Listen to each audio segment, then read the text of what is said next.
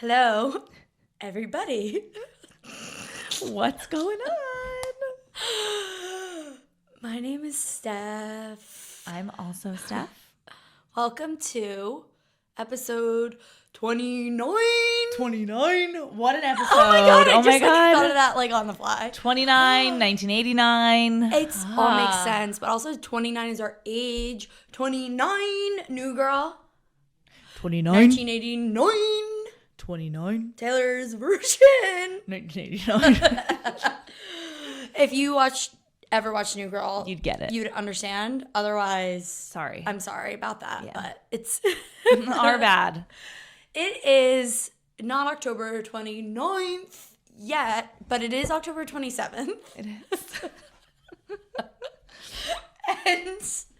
And you guys already know 1989. 1989? cannot do Oh, it. no. All right. That's enough. That's it. Okay. That's all right. 1989 Taylor's version came. Sorry. I can't stop.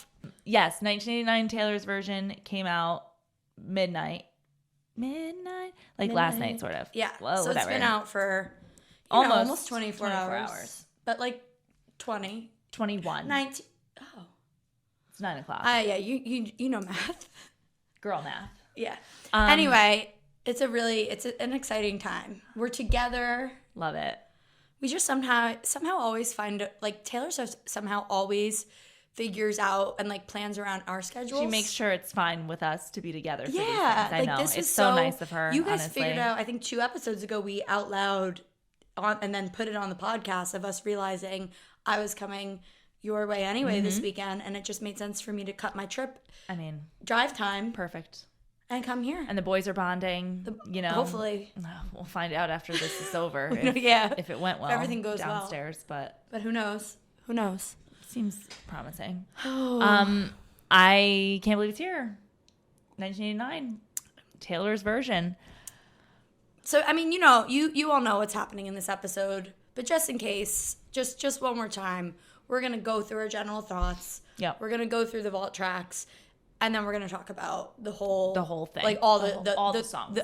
All the songs. And then also for our people that might be joining as well for a little bit of Taylor's Love Life updates, we will have Travis Kelce talk at the end because we missed a ton from the last time we recorded. The SNL stuff. We recorded 2 days before that all happened. Stuff, yeah. Eras Tour movie, whatever the current. So we will do all that after because we know the main event is 1989. Yes. We got to put Taylor first here. She is always Although first. I want to say it should be Swelce and not TAYVIS or I know, whatever. Just the ball went I'm just rolling. saying. So that's the only thing I'll say. I'll save it for later. But let's all. I have a friendship bracelet that says Swelce, and I wear it every day. Cute. And it says 87 and 13. Adorable. Anyway, that's all I'll say for now about that. Fun. Okay, so 1989 Taylor's version came out, and so as we said, we're going to talk about our general thoughts, how we listen, because we listen separately. I got here not that long ago, so we have not even talked about it. Barely, not even a word of an individual song. Just like that, we listened to it, and that there's like maybe something that upset me, or like very, very briefly. I have no idea how you feel. Yeah. And you have no idea how I feel. I know. And I don't know that we've ever done this. We totally always have things sneak out, and I feel like I guess maybe having them here was a good thing, right? Because we couldn't talk about her while we were as all much. Chatting, Yes. So I think it is. Yeah, we have not talked about it. Yeah, we have not talked about any of it. Yeah, and we've literally never done this on a podcast before, where we don't like. No, we always end up talking about it a little bit because we're usually together, and we're like, oh, what did you think of this? Not only I also have been working all day. And like immediately, and like I'm a teacher, so like I couldn't be on my phone all day, and immediately drove here. So I haven't even seen like the public opinion or public takes. This is like purely me. And I was gonna say, I'll say it too. I listened to it the entire day. I worked, but I listened to it the whole day. But I also did not. I saw a little bit right when I woke up, and then I looked at a little bit right before you got here. Mm-hmm. But it was more so TikToks, which aren't really. It was like sometimes people they have great takes though. No, yes, but it was more so like people like singing the bridges of songs and being like, "What the fuck," Like it wasn't right. actual analysis. Yeah. Like when we did, which by the way, when we did Red Taylor's version release, and we had like this great deep dive analysis on why Sadie Sink and Dylan O'Brien were the perfect picks. I was like, oh my God. And I love that we talked about that on the podcast. So there's definitely good to it. But also, like, I just want to say, what if, like, we have a really good take? Like, what if we're, like, geniuses and someone's like, oh, they probably saw it on TikTok. No, I'm letting you know right now, I didn't see anything. These are my original thoughts. So if they're dumb, it's because I'm dumb. And if they're not dumb, it's because I'm not dumb. Exactly. So I like that. That's all. Oh. Anyway, okay, let's talk about let's just get into it. General thoughts, what's going on, overall album before we get into specifics. Steph. This is like my favorite album. What? Stop. I know. Okay, again, if you've never listened before, we are very much known as this album came out when we were roommates in college, our junior year, and we both were not thrilled. This was like our least favorite Taylor album because it was like the pop. So what? No, I love this album so much. I literally, this is my last thing in my comment or my notes on my general thoughts. Like, I'm so happy she's doing these re-recordings because I think I would have kept 1989 in the basement when it should be Bejeweled. Like, wow. What a reference. Love this. And that just came to me. It's not in my notes. Oh my God. You can check. You can check. Is she dumb or not dumb? Exactly. You decide.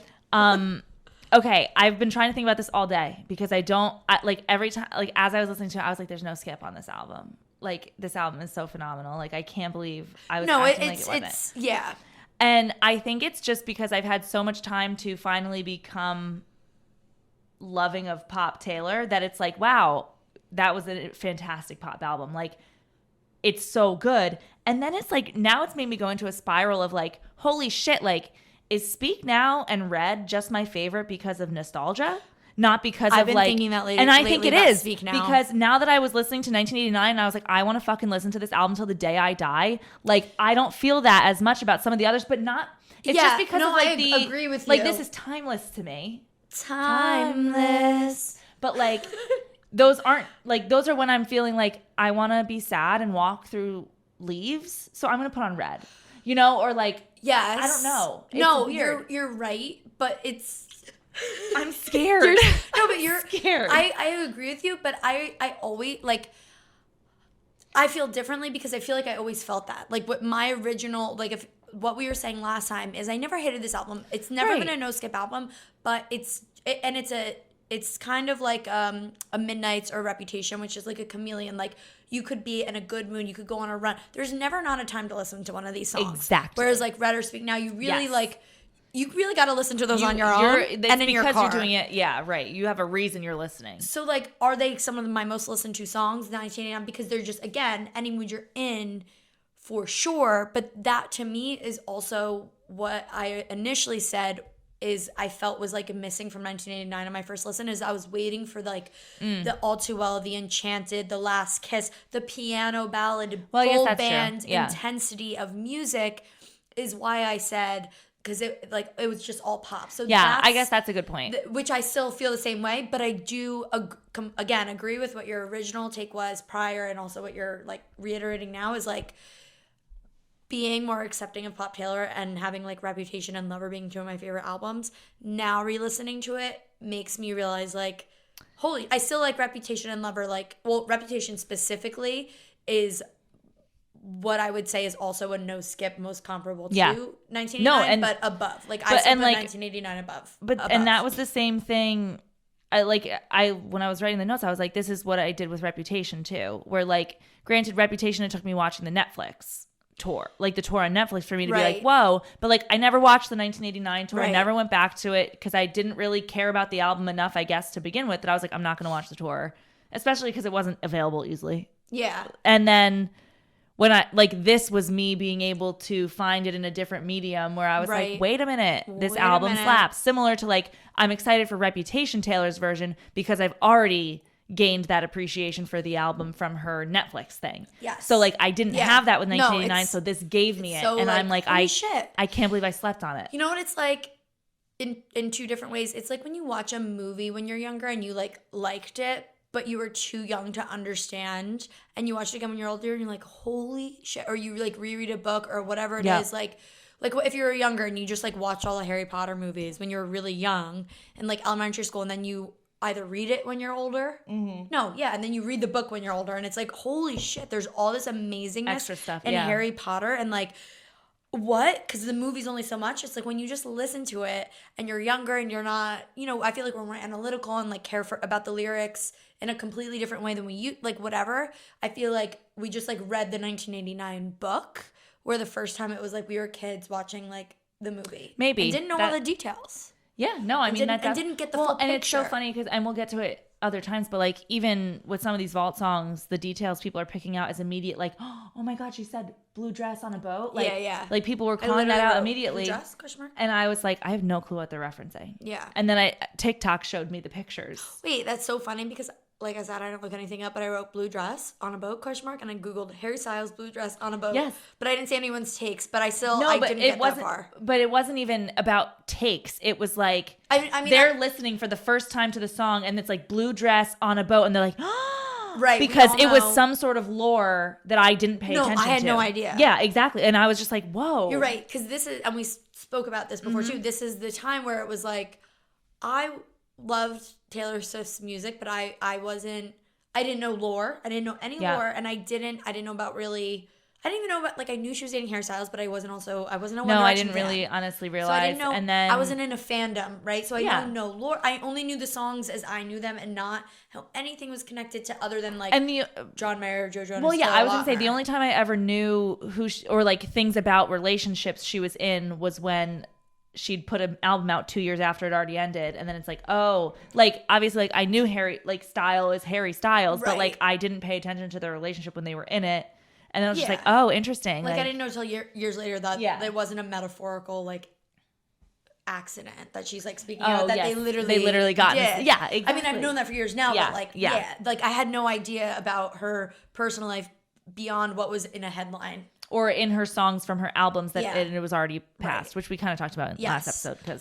So you're right. It is so different now being in and like having like almost like 4 different perspectives of listening to it. 1, do I like it for myself and for me? And is this something maybe I relate to or just like in general? 2, thinking back to like the fact that we're like listening to it as it was like it's an older album but these are songs from a long time ago. And now 3, with the fresh perspective of Taylor's life, knowing the lore, knowing not only who she was dating, who was probably about, but also other things that other random theories that people are thinking, and all that stuff. Like there's so many different like hats I was putting on to think. Yeah. I'm like, all right, well, I like it. Oh, I could relate to this. Oh, I get what Taylor was saying here. Like, yeah. You know what I mean? There's so many perspectives. No, it's, and I feel like we couldn't, it honestly should be. I would love that job. I feel like I'm going back to sort of, I guess, like the general thoughts on the album. Maybe I'm steering us backwards, but I feel like we, with like, obviously, again, we keep talking about how the transition to pop jarred us in a way that it didn't make us feel attached to the album. But I feel like now, and part of that was, like you said, there's no big bang and like storytelling, whatever we want to call it. But I feel like now that I've had so much pop Taylor, I can go back to this and see the deeper lyricism, stories in here, because I'm like, oh, I'm used to pop Taylor now. Right. Then I'm not getting the country style format of literally telling a story in a song. Because throwing in our faces. Songs are like, I'm telling you a story. Here we go. Start to finish. And then like obviously pop is not like that. So I feel like that was also what was weird. And now that I can go back to it with like, there's been 4 pop albums. Yes. Oh, she is being so deep here. Yeah. And I acted like she wasn't because it was the first time. But also because it just went over our heads because maybe we also weren't old enough. Like, you know what I mean? Yeah. Like, not that we were dumb, but we pretty naive. Like we're just not looking at things in that way. Mm-hmm. And with age comes more ability to like comprehend, to analyze, to like look beyond a surface level meaning of something. Right. Like I said, I just thought she was.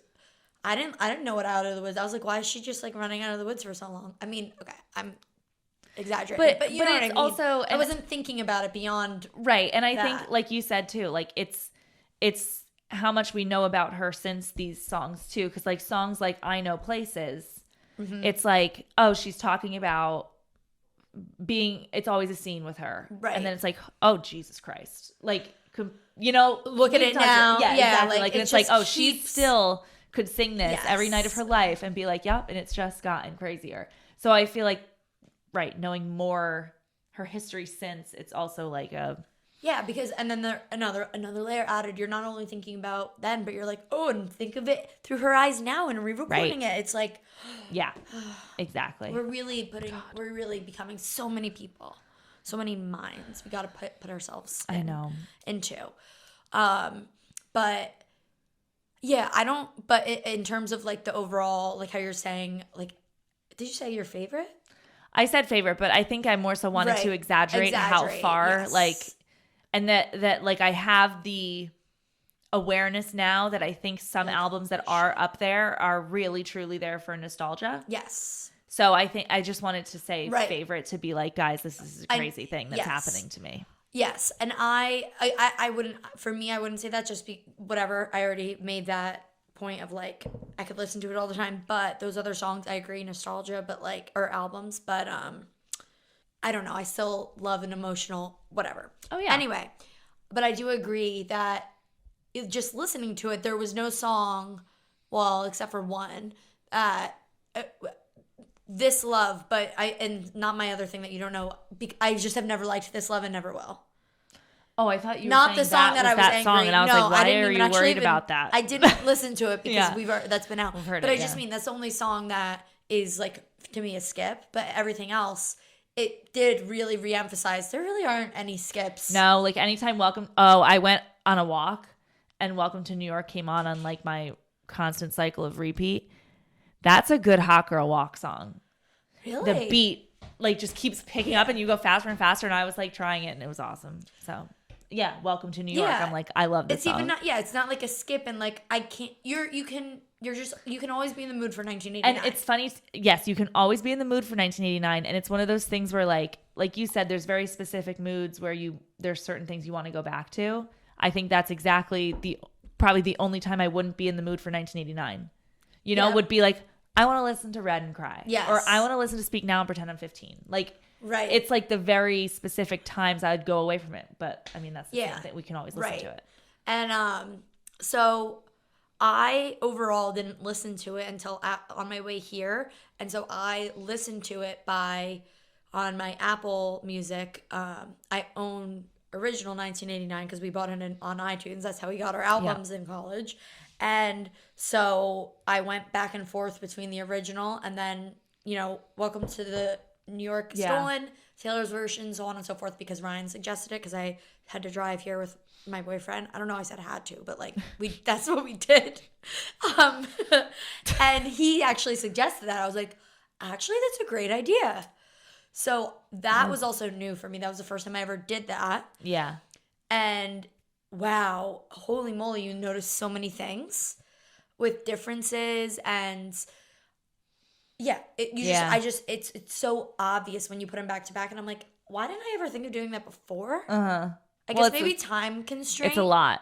Yeah. So like if we're recording podcasts, and even then right, and also like I feel like there's not many times when all you are doing is listening to music. You were in the car. That's all you're gonna do. Right. Like, because I was starting to do that while you were driving here. I was like, all right, I'll go back and forth and take notes, like kind of like Steph's doing, so we have the same thought. And I like went outside on my deck, and I was like, I had my laptop open, and I started it, and I was like, what am I gonna sit here for 2.5 hours and do this? Like, I gotta go put some makeup on. I gotta go do this. Like, I can't do this. So then I would just go to very specific parts. Right. Like if I heard something in the new that it was also hard because I had listened to it so many times now that I was just like, these are my songs. Morphing into. Yeah. But I did have specific things sometimes where I was like, wait a minute, I need to go back because I think that sounds pretty different. But I didn't listen to it. The first way I listened to it was just Welcome to New York down. Wait, you didn't start with Vault? Nope. I'm sorry. Yeah. Do you need to go to a I waited an hour and 15 minutes to get to my Vault songs. That's how I did it with Red too. I wanted the experience the way it should have been. You know what I mean? Yeah, but it wasn't necessarily should have been, because if those Vault tracks were originally in the album, they wouldn't have necessarily been all tacked on at the end. Well, So yeah. it wasn't necessarily. Which is my but also thought process. Taylor Nation, someone asked, how should we be starting with it? And then they said the story begins in New York, because that was her note in 1989. No. Yeah. I saw that well after I'd already done this, by the way, because I started listening at 6:30 this morning. So it was the same way with Red. I was like, I have time. I'm starting at the top. Well, I did 10-minute All Too Well. And then I started at the top and went down. Never, ever, ever in my life have I or will I. Wait, you're lying. Have that much resistance. Oh, Fearless. Fearless, we did that. We didn't. Yes, we did. We only listened to Mr. Perfectly Fine because it was already out. Oh, well, and You All Over Me. And You All, yeah. We waited because we couldn't remember what things were about. Okay, but that's not fair because stop. Let me defend myself. Because you literally, I would never ever in my life. That's also not what I was gonna say. And so if you said have the self-control, but yeah, because we did that together as a choice, and it was the first one, and we also had two, but we did it like together. I mean, like, I hear never have I or will I have that much self-control if I'm like, well, what? Like, who cares? What's gonna happen if I just listen to it? You know what it was? I think I wanted to like be in the headspace of the album for the new parts of it. Okay, no, do you know what I mean? Like, I didn't want it to be like, okay, the first song I'm hearing on 1989 Taylor's version is "Slut." I would have been mind blown, first of all, because of how different I expected. Oh my God, stop! But like, if that was how I opened up 1989 Taylor's version, I'd be like, what? Where am I? Actually, that's like so, I don't know what the word, like philosophical, like that's actually crazy to be in the headspace before you listen to. Oh, well, yeah, because you want to be like, you heard her like voice in this whatever, and then like, let me show you the other songs I wrote for that time, Yeah. You didn't feel that way with Fearless? You're coming at me way too hard. I'm sorry. Hold on, okay. I just needed you to know. I'll get myself. Sorry. Okay. Okay, wait. Go circle back. Circle back. Am I being really loud? Wait, what? Is that like, tell me, I'm really coming at you? Wait. Did you see that? I did not say. Okay, I said like you could circle back to what you just said. I don't. Well, that's what you just said. I don't. No, let's just start from your point because I can't. I'm too far lost. What's going on? No, I'm just kidding. Okay. I started right. Okay, I'm back. Okay. I started right when I woke up. And, okay, the first three songs in 1989, Welcome to New York, Blank Space, and Style. All... Sorry. I thought you had it. I looked at you. Oh, and Style. That they woke you up? Is that what you were going to say? Yes, okay. No, but it was actually the exact opposite. I think I was still so tired. And, like... I'm not breaking. Okay. You're so tired. Yeah, so the three that start are all obviously like three very, very iconic songs from 1989, for better or for worse. Right. Welcome to New York is, Blank Space and Style, obviously. So like the first thing when I'm like listening to it, all I'm hearing is it sounds so different than like the three huge songs off the album. Okay. So I was legitimately worried.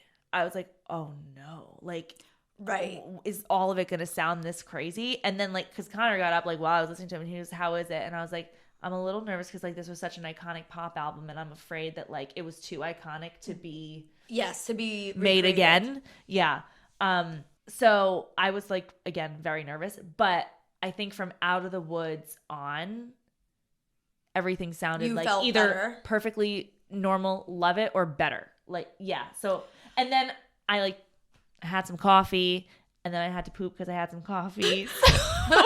Wonderland was on like as I was walking around the house Right, after. right. So then I was like dancing and like having a good time. So I think that's like by the end I was like, I'm ready because Okay, now I'm that makes here. And then sense. the vaults were just so amazing. But then everything was fine. It is crazy how you could have such a completely different experience based on the way that you actually decide to listen to it. Mm-hmm. So like, I genuinely believe I would have had the same reaction had I listened to it, headphones in my house, walking around. Yes. Not in a car blasting where you're sitting there with I was like taking notes. And you just listened to the old one. And on top of that, listening to the old one to the new one where you can't do anything except for hear every little tiny difference. Again, which is cool that I did it that way.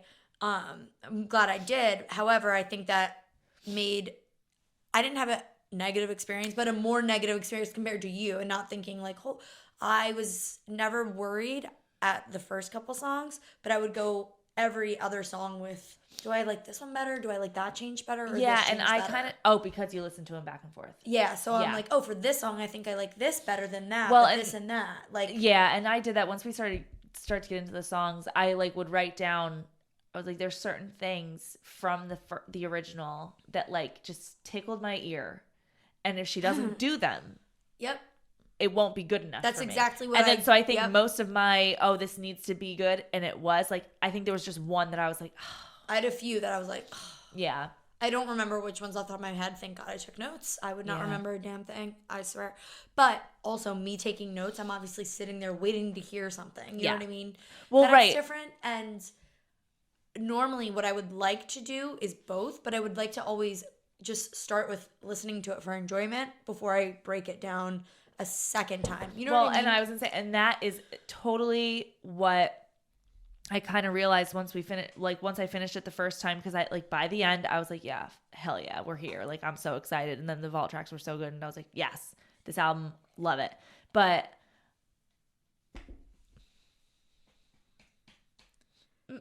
What? It's gone. Oh, your thought is gone? Yeah. Oh no. What are we talking? So you were saying that you listened to the whole thing and you're happy and the vault tracks were great. Like listening to the whole thing. You're dancing around, you're happy, but Oh, yes. I think I realized once I got to the end and was so happy that I was like, damn, why don't you just try to enjoy it from the start?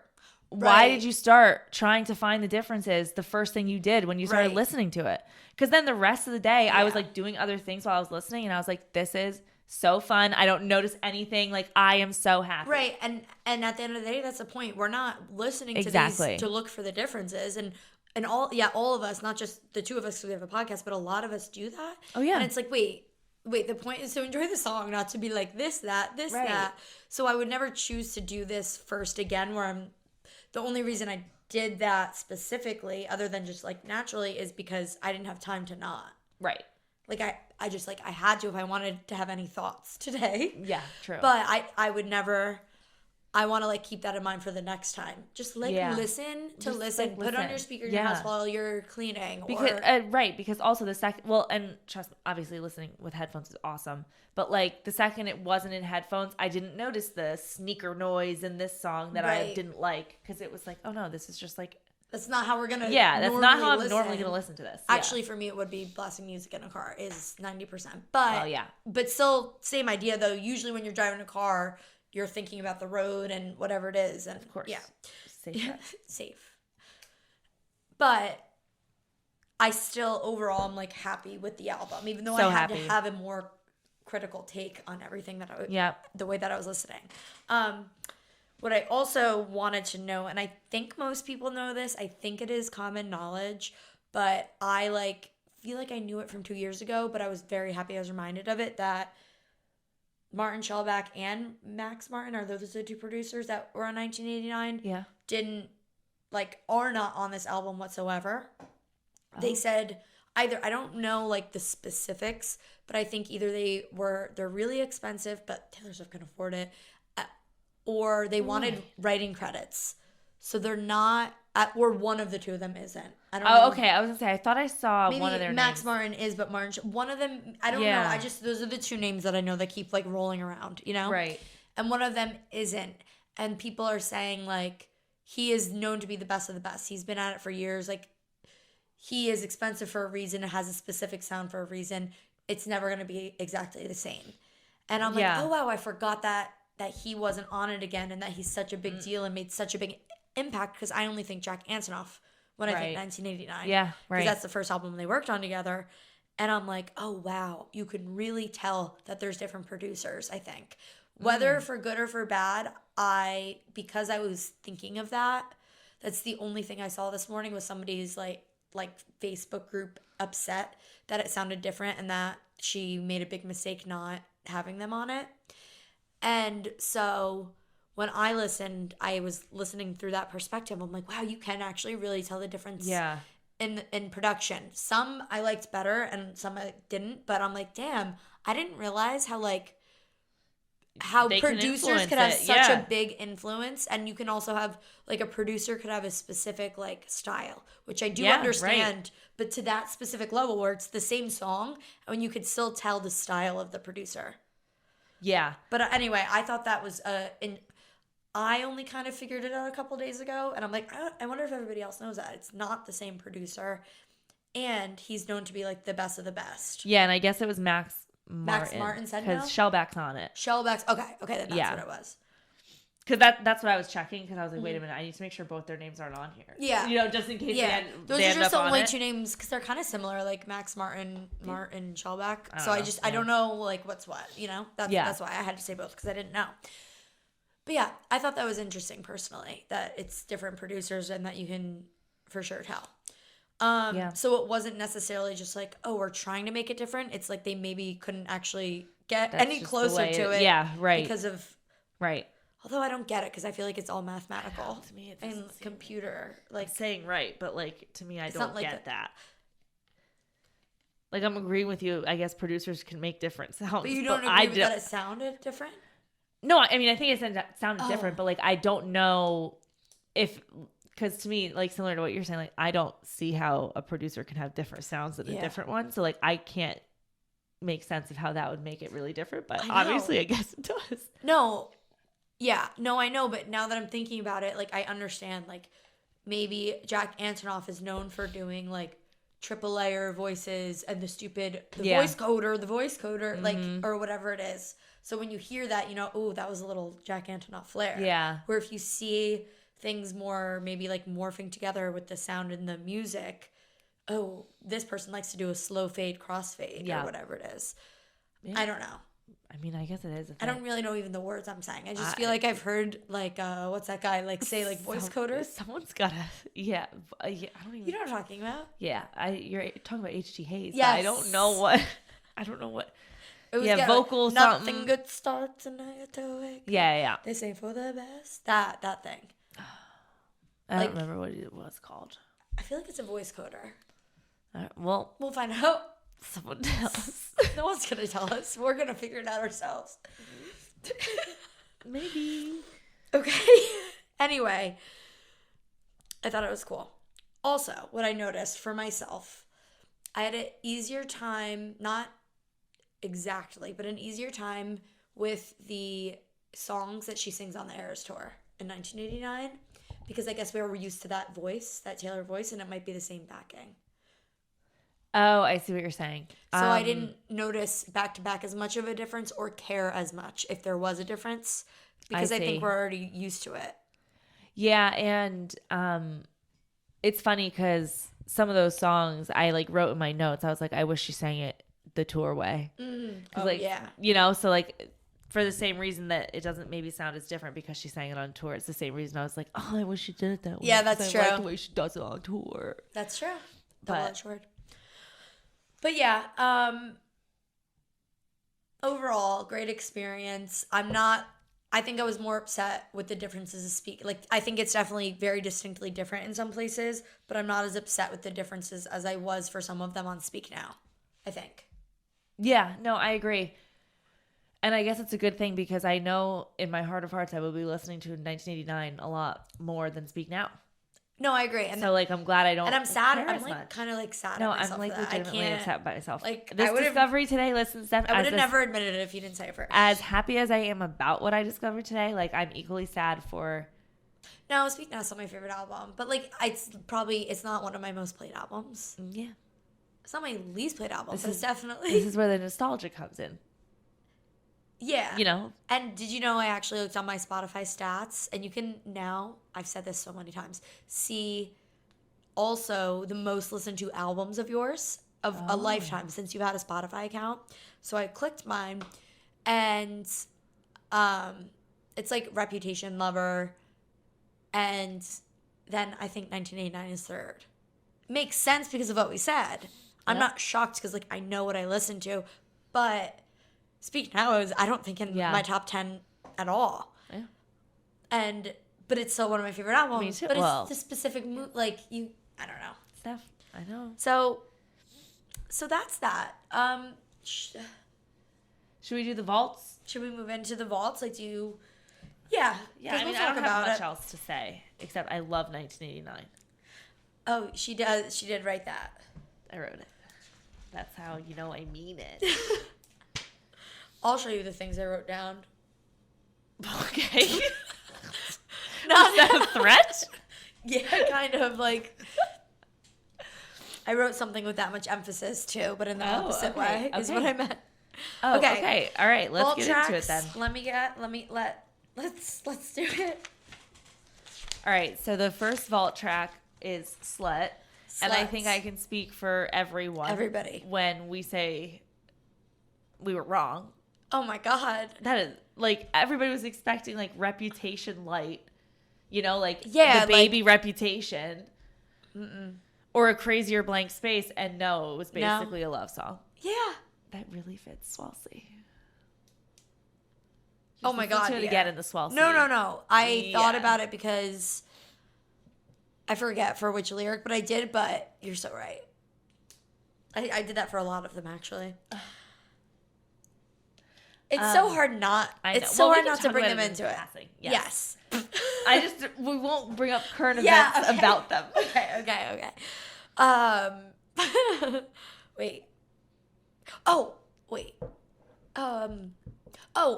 As much as we were so wrong, in a sense, we were kind of right in our prediction because we said, I was like, watch us be so wrong. And it's actually a sad, like, slow breakup song or sad song. Yeah. So, okay. like, in a sense, we're technically right because we knew we'd be right. wrong. And in that sense, we were right. It's going to be the opposite of what we think it is. Yeah. Even though we were, like, almost and ironically speaking, we were being not ironic. And if you think about it, I believe we're wrong about every single one. No. Because we said "Say Don't Go" is gonna be this like clean at. Like, I literally wrote light.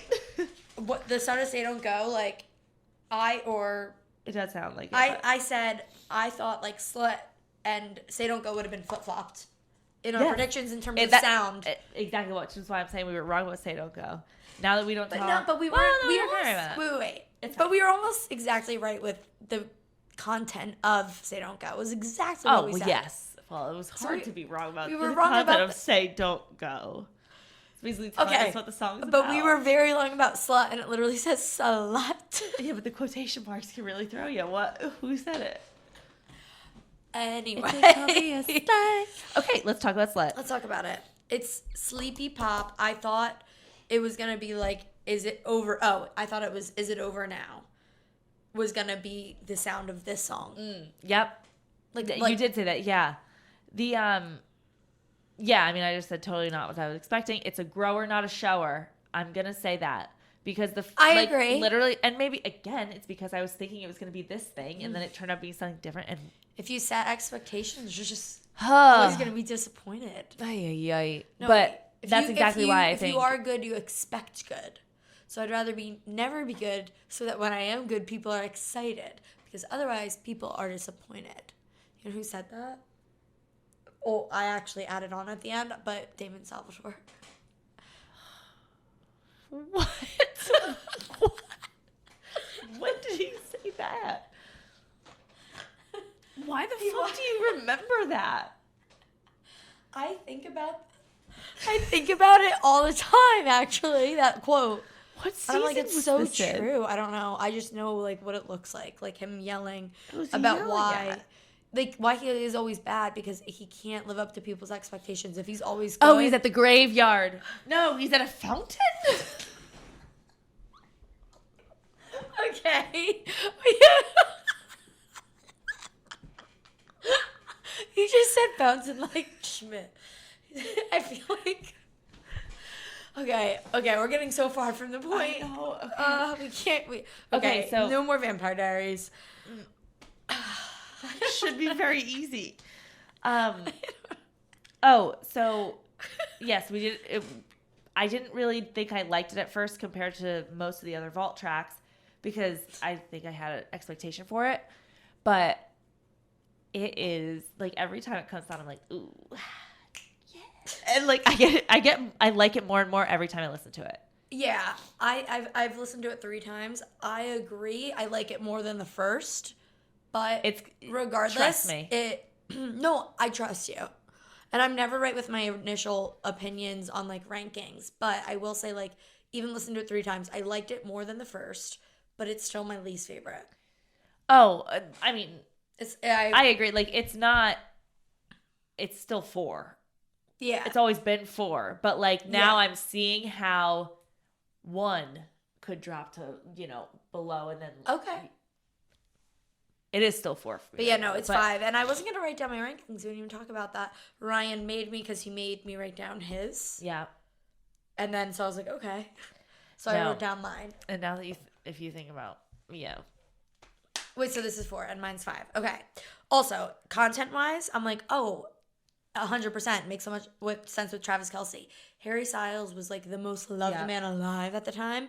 So, of course, first of all, the general public is calling her a slut because boyfriend to boyfriend and this to that. And then on top of that, you're going to have One Directioners hating you. Yeah. So it's like she's showing how much she wanted. She didn't even care. And she was so insecure during that time period. She would have done anything for this man. So my next thought was right after this song, holy shit, she loved him way more and cared about him way more than I ever thought, which then just continued to increase as I listened to every song. Yeah. I'm like, my God. Yeah. What?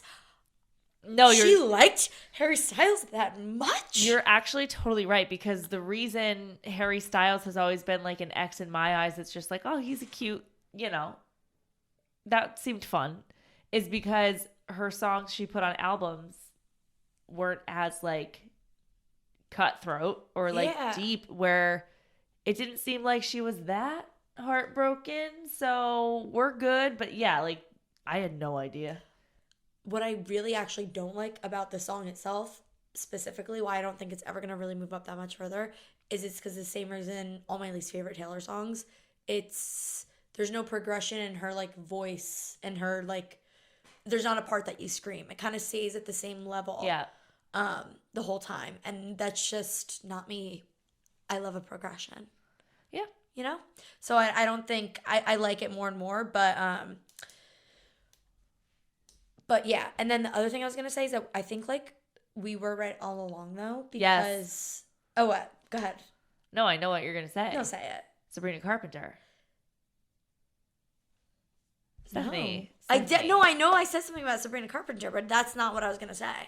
But so there's a direct line that's basically like Sabrina Carpenter. Oh, my God, read it. Steph, I didn't even think about that. Well, you know how, like, last episode you were saying... Yes. Yeah. Oh, all because I loved a boy. Yes. Yeah. There's a line in Slut that's, everyone loves him. That was my crime. Oh, my God, Steph. Did that just jump up in her ranking? I did not even put that together. I actually thought the opposite. Like, I can't believe I thought it was like Sabrina Carpenter. It's nothing like it. No, it's exactly like it. Everyone loves him. That was my crime. They're calling me a slut because everybody loves him. Yes. Oh my God, I didn't even put that together. Wow. I don't even remember what I was going to say about what we are actually right about. Well, Sabrina Carpenter is what we were right about. I am just stunned. That is because so it's funny that I'm right. so like, dumb. When you said at the beginning, like, oh, we're right in our predictions because we always say we're never going to be right about our prediction, or it's always going to be way wrong. And in my head, I was like, and you said it too, but maybe we were thinking about different things. You were like, well, we were right about the content. And like in Slut, we were right about the content. Yeah. She just didn't spin the media stuff that it is about. Yeah. She spun it more towards, I'll go through that for you, versus Yeah. fuck you, media. You're right. That is the difference. She made it's it like romantic, she's speaking not... to him, wanting him back. Sabrina Carpenter is speaking to like the general, to just the general public, right? Right. So hers isn't a "I want you back" song, or like I still Right. would have. I killed myself a million times. I still would have kept doing it for you. Where Sabrina's like, I don't really care about you. It's just like, holy shit. Well, right, exactly, but that's also why the tone of the song is so different. Because like we thought she would be mad at it, and like instead she's being like, no, you're worth it. So it's like it's like a romantic, it's a love song. Yes. Even though it's kind of still at the same concept of whatever. Wow. There's just so many perspectives to think about. Oh, and the last thing about Slut, she mentioned all of the vinyls, the colors of the vinyls are in that song. Tangerine, flamingo pink. That was also what people thought were going to be the 4 different tracks if there was a second vault track list instead of lyrics. And I was like, oh my God, it's different handwritings, Harry Styles handwriting. We're going to get all these songs. But it was just lyrics. It was just lyrics. And I need to sit with those more because I'm like, to actually analyze those lyrics more to really like fully get them, I think. Yeah. I know it was just no, and that's imagery, again, but like I think that is sort of why like the song has gotten better for me too. Like it's like, ooh, I'm picking up things, but it is still 4. Yeah. Say Don't Go is next. Oh, okay. Sorry, I was trying. I was seeing if I had one more note for this, do you? But no, I can't really comprehend it right now. So Say Don't Go. I loved it immediately. Me too. And I loved the verse. Like I loved the first verse. Like I was like, yeah, I like this one. I like it. And then when it gets into the first chorus, where it's just completely different than I would have thought it would be based on what the verse sounded like, I was in. I was like, yep, I love it. Oh my God, I thought you were gonna go opposite and I was gonna get so sad. I don't know the lyrics yet.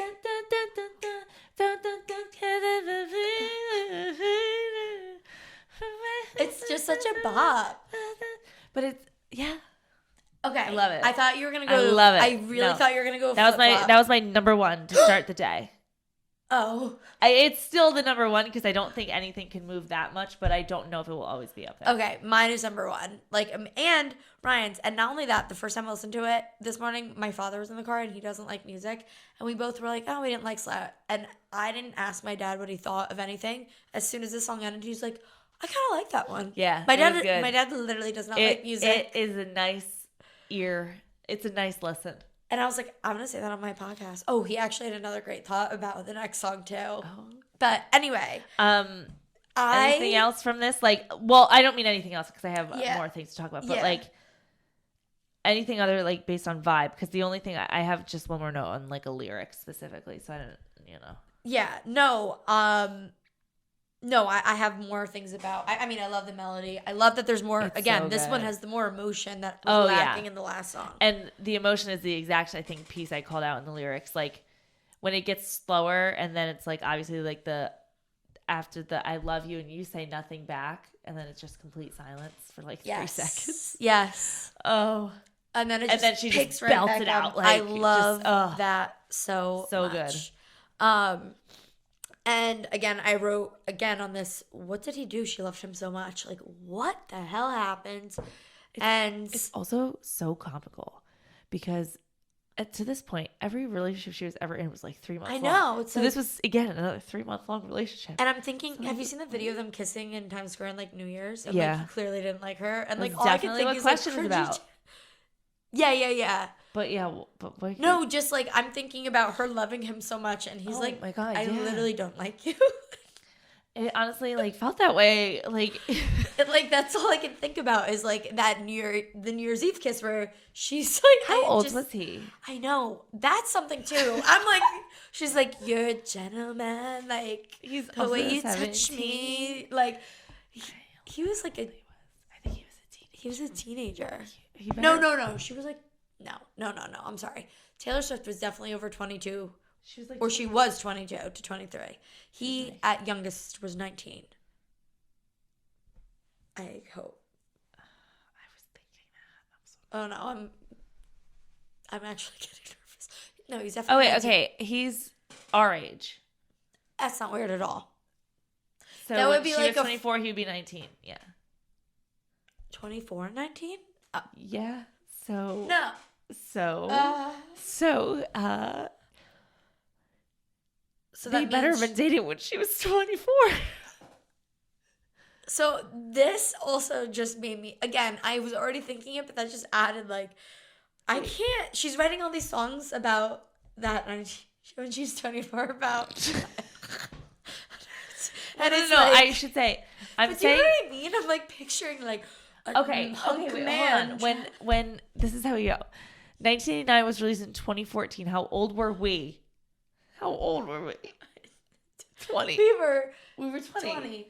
So he was 20 because he's our age. He's exactly He's our 29. age. No, isn't he like a little younger? Like, did he? No, he is 29 or will be 29. February 1st, 1994. He's older than me. Okay. He's 29. Okay, so no, that would be fine. That's fine. But they don't go to like 2014 college. was when 1989 was released. How early before that were they dating? Oh, but we were juniors in college when it was released. Yeah, so we would have been like freshmen in college. Okay, that's fair. Which is still 18. Yeah. Well, I was 17, but he was 18. 17? Going into college, I was, yeah. No, wait, you're right. I had just turned 18. Yeah. I don't know, everybody. I'm not saying that it's like immoral. I'm saying I can't imagine Harry Styles being that desirable. That like the way she's writing about the way she's writing about this man of it's the all same men. thing we say about Joe. Okay. Like it's the same thing we're but saying. I get how, it more about Joe. Like Joe compared to Harry, I was like, oh, she finally has but again, Harry Styles, by the way, I am obsessed so hot. with. Yeah. So I don't mean that he isn't now, but I just mean like going from like a little like a tweener at the time. Of course, he was older. To Joe Alwyn. I thought Joe Alwyn was now what we think of Travis Kelce. Yes. It's like it's like evolution. Yes. Like we cannot go past of this. Like hunk. Yeah. I'm the Hulk. He's a fully formed. And the way that Taylor Swift is writing about Harry Styles, I am picturing a Hulk for some reason. And then I'm like, oh wait, this is Harry Styles. 18-year-old boy. Boy. Wait, he was 18. Like yeah. Again, I'm not trying to like say it was immoral or like illegal. Again, that's my, you know what I mean? Like. No, right. It's like, how could she have gotten this love struck by this teenager? And not just like because he's a teenager, but he's also like a little boy. Tiny. Like she was a little boy. And like, wow. Because some of them were like, a lot of them were very like, suggestive and sexy. I think celebrities are just in a different world than us. Like, I don't know. Yeah. Anyway, I love that song though. Yeah, it's my favorite. It's really good. Oh, but I also wrote like, this is now like the, where she says like question, or I was talking about the song Question. Question is definitely about Harry. Oh, because there's so many like middle of the night references to Harry Styles. This was, you have Style, you have this, and Question, all referencing like the car, no head, like pick me up, no headlights. It is again in Question. It is here. I like that. And so it's just like, these are all about Harry Styles. And also now kind of, we always thought Question was about Harry Styles, but now knowing in my head that it definitely is, I'm like, oh, she's still kind of like this is still kind of affecting her. Yeah. You know what I mean? Like she's not. Yeah. Like he really screwed her up because she still has questions. She still wants to know why. What if Taylor Swift and Joe Alwyn broke up because Joe Alwyn listened to Midnights and was like, I feel like you have a lot of unresolved feelings for your exes. Like, maybe that's what happened. Maybe that is the beginning of the end. But it just made me, this really just let me know, it let us know a lot, which is why she left it off, right? Yeah. That's what I think I was going to say we were right about. Like, it is so clear why she left these songs off of the album. For, like, she would have been crucified by, you know what we said in the last song, the slut. That's why she couldn't release it. That's why she could not put these songs out. Like, well, and also there's a voice note from her that says slut. She didn't. It was between slut and blank space about that. there were concept. voice notes? Yeah, I don't know where they are. I only saw them on TikTok. But and she basically says like I picked blank space because, and then she ended up saying it was because like slut. She was like I felt like the album was New York City and like slut was California. So she was like, wow, that actually makes so much sense. So people online were just like, can you imagine if we got slut and then blank space was a fucking vault song? How feral people would go. Honestly, for that's blank like a space. Mr. Perfectly Fine. Honestly, I feel like if Fearless was as big, sorry, like in comparison as I gotta blow my nose. Yeah, you do. In comparison to 1989, that exactly is what it would have been like. It would be like you fucking left blank space off. Yeah, and you chose slut. Yeah, exactly. And then you have similar All Too Well Better Man, except people love All Too. They would have been more upset in the reverse, but people are like, it was between those two and not any other, like those two. Right. That was your, there was no other song you one could has have to traded go. off. Yeah. Yeah. Like, what? But yeah, you're right. Taylor Swift is right. I don't know. But I want to listen to those voice notes because that's actually so interesting. Because we also guessed just by the song title that it would be between blank space and slut. But after listening to it, I'm like, oh, those were never similar. But she also then was putting them together. Because again, it's the same. Yeah, I mean, it's the same thing. I don't know what other song we were comparing it to before, but like it's still about people's stereotypes of her, just expressed in a very different way than any of us thought it would be. So it makes sense if she thought of slut, I can only and have then one. that's I want how it to be she blank space. And then she wrote that crime thing that you said, and I was like, crime. Like, what if it was? And then kind of thought of the idea for blank space. Oh yeah, Do you know what I mean? Yeah. Like maybe I think one sparked the idea of the other. True. But that's the only like similarity. And what you said. Anyway. We're not even talking about Say Don't Go. No, well, we veered back. So we're gonna Say Don't Go is great. Yeah, it is amazing. Oh, should we move on? Sorry, I was like, oh, that's a good point, and then it was a half of a sentence. So, number 3. Now that we don't talk. Can I just say, what I wrote down is I feel like. This is, if Blue Balls were a song, it would be this. Is like my thesis for this song. I was like, wow, this is going to be one of my favorites.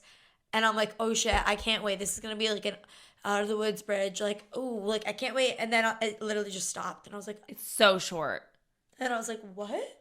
Yeah, it's so short. It's done. I didn't even know it got started yet. But that would also be that's such an interesting concept to think about it though. Because I said, Now That We Don't Talk is like the perfect story or like capturing of the weird, like when you, or I guess maybe an ex, or like if you lose touch with a friend or something, like that feeling of, I know you, but like, I guess not now or anymore. But it's weird because like you feel like you know that person so well. So like when she's like, oh, are you anxious on the way home? But I can't know that because we don't talk anymore. Yeah. And I feel like maybe that's why the song ends so abruptly. It's like, nope, yeah, holy that shit. was it. Wait, 2 things. You are so right. And it's just like, yeah, it's building it. So just when you get to know the song, and then all of a sudden, like, you don't know it's just not anymore. Yeah, you don't know it's going to be the last time. This was the point my dad made in the car too. But like, you're making me think of it another. I was like, Dad, don't you feel like that just ended like it was short? And he was like, yeah, but I feel like that was the point because it just like stops. Just like that's how it, now that we don't like talk. And I was like, Dad, whoa. But for some reason, what you just said just added a whole other layer to me of like understanding. No, because he was just saying like, then they just stop talking. So then it just like stops, like whatever. But thinking of it in the perspective of like the feeling you have like of a friend or like when you're with, I don't know, the building of a relationship. Yeah. And then you just like did not realize that was going to be the last time. And then it just was. And then it's like, oh. Just as you were like building the feeling. Yeah. Which it all. And I mean, it's all the same point. Guys, do you really? Oh, shit. She might have done that on purpose. if like you thought it and your dad my thought dad it, thought it. she did it on purpose. I mean, she did it on purpose. She loves a bridge. She kind of didn't do one. Yeah. She did it on purpose. Dang. And that's genius, honestly. Also, just a lyric call I out. have a lyric underline question mark. The more I gave, you'd want me less. Jeez, though. But that's literally mentioned that idea somewhere in all of these songs. Yeah. Oh, yeah. That like she was definitely the one that cared more in the relationship. I also loved all the mom references. Yeah. So cute. But I love that song. It's just too short. It's just too short. We all, yeah. Blue balls. Brian says too short, but it's better than slut. that was his thought. Okay. Lyric references too, though. I was like acid rock, but so that's like a genre, right? Yeah, I think so. At first I thought it was like literally a rock, like I don't know, like acid. I don't know. But so that's like the kind of music he would listen to, which makes sense. Yeah. So that made me understand that a little bit better. What's up with this like this yacht? Were they seen on yachts together? Okay, I have no clue. But I did see the boat picture. Yeah, so I immediately Googled like blue dress. Yeah.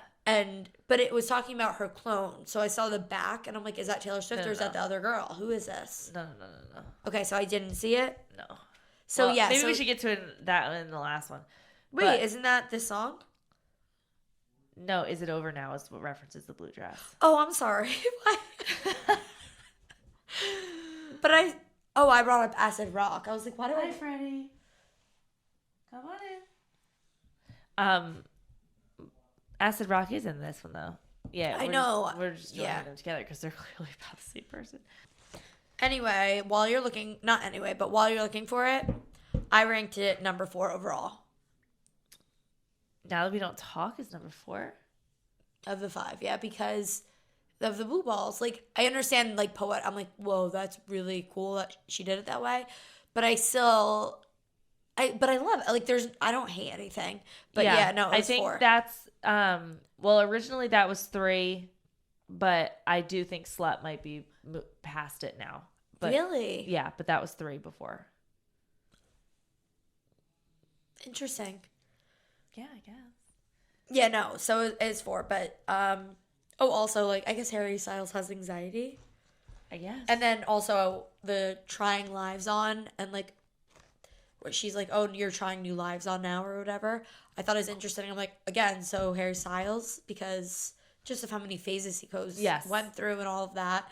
And it's funny, too, because it's like, that literally is so Harry Styles. Yeah. She's like, I miss the old you and how, like, I miss how you used to be. And it's like, Harry Styles is meant to be who he is now. Yeah. So it's funny that she was hanging on to that. True. But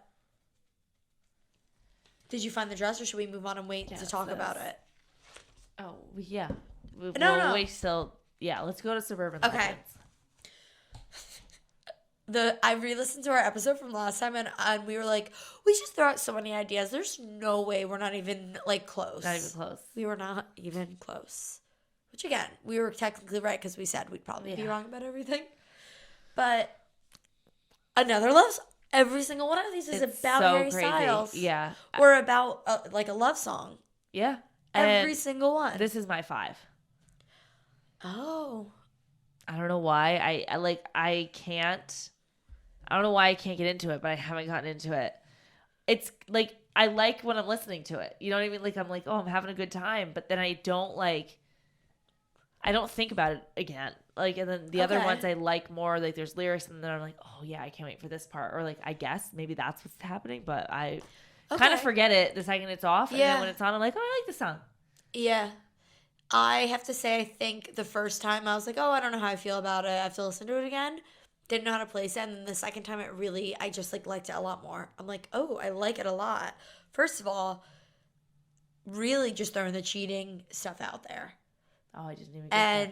And, the very, very first lyric is like, you are getting calls from unmarked numbers. Yes. I see it in my peripheral, but I just let it slide. So she knew the whole time. Yeah. She just doesn't care. So another one of like, she just wants to be with this man. She has this picture perfect idea of what he could be like.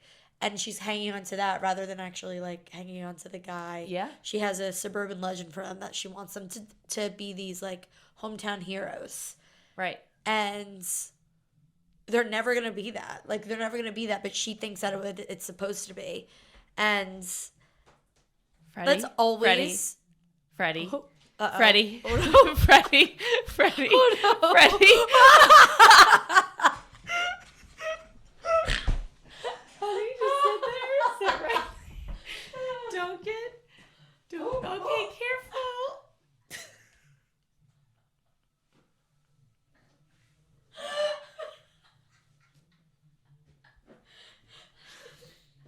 Good job, baby.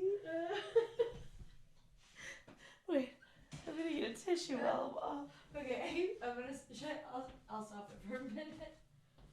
Okay, so before we were interrupted by He's just don't make direct eye contact. okay, the cat is back, everybody. The cat is back.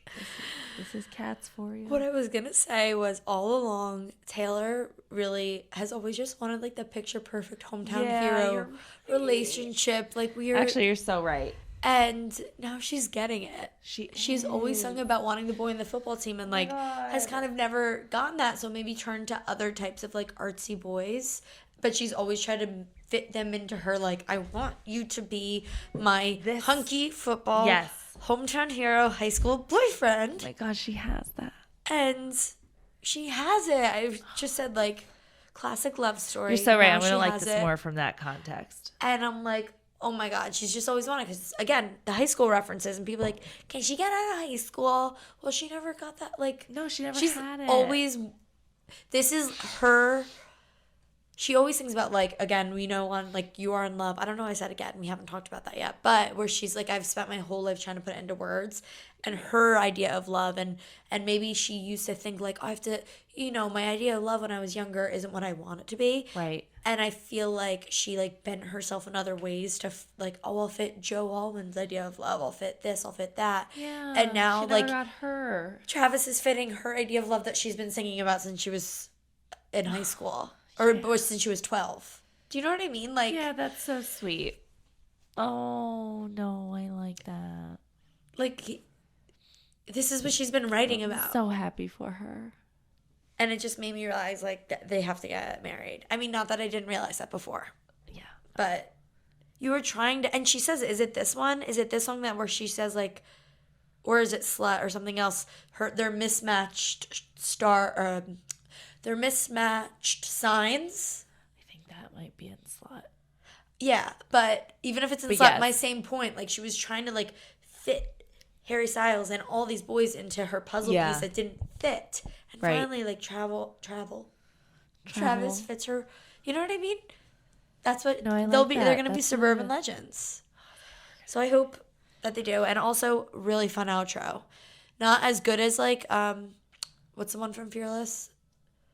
The Other Side of the Door. Yes. But instead of having a great, like, bridge, it's the outro that's, like, the bridge for this. I have to remember what that is. The only thing lyric-wise for it, I do like the line, you kiss me in a way that's going to screw me up forever. Ugh. Love it. And then again, you have 18-year-old Harry Styles. Yeah, like, we're not thinking about that anymore. Okay, sorry. The New Year's Eve kiss? Like, okay. Shut up. Sorry, it's just... That looked like... Remember when you used to tell me to do it for the Snapchat? Yes. That's what that looked like. It was literally like, do it now. The cameras are here. And then, that was bad. It was, but then I also said, I don't like the lyric, the tick-tock on the clock. I know.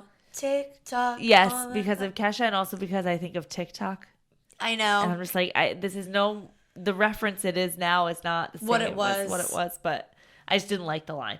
I know. It kind of is, maybe 10 years ago I would have felt differently. Yeah. But it is almost like cringy. Like, what does she say?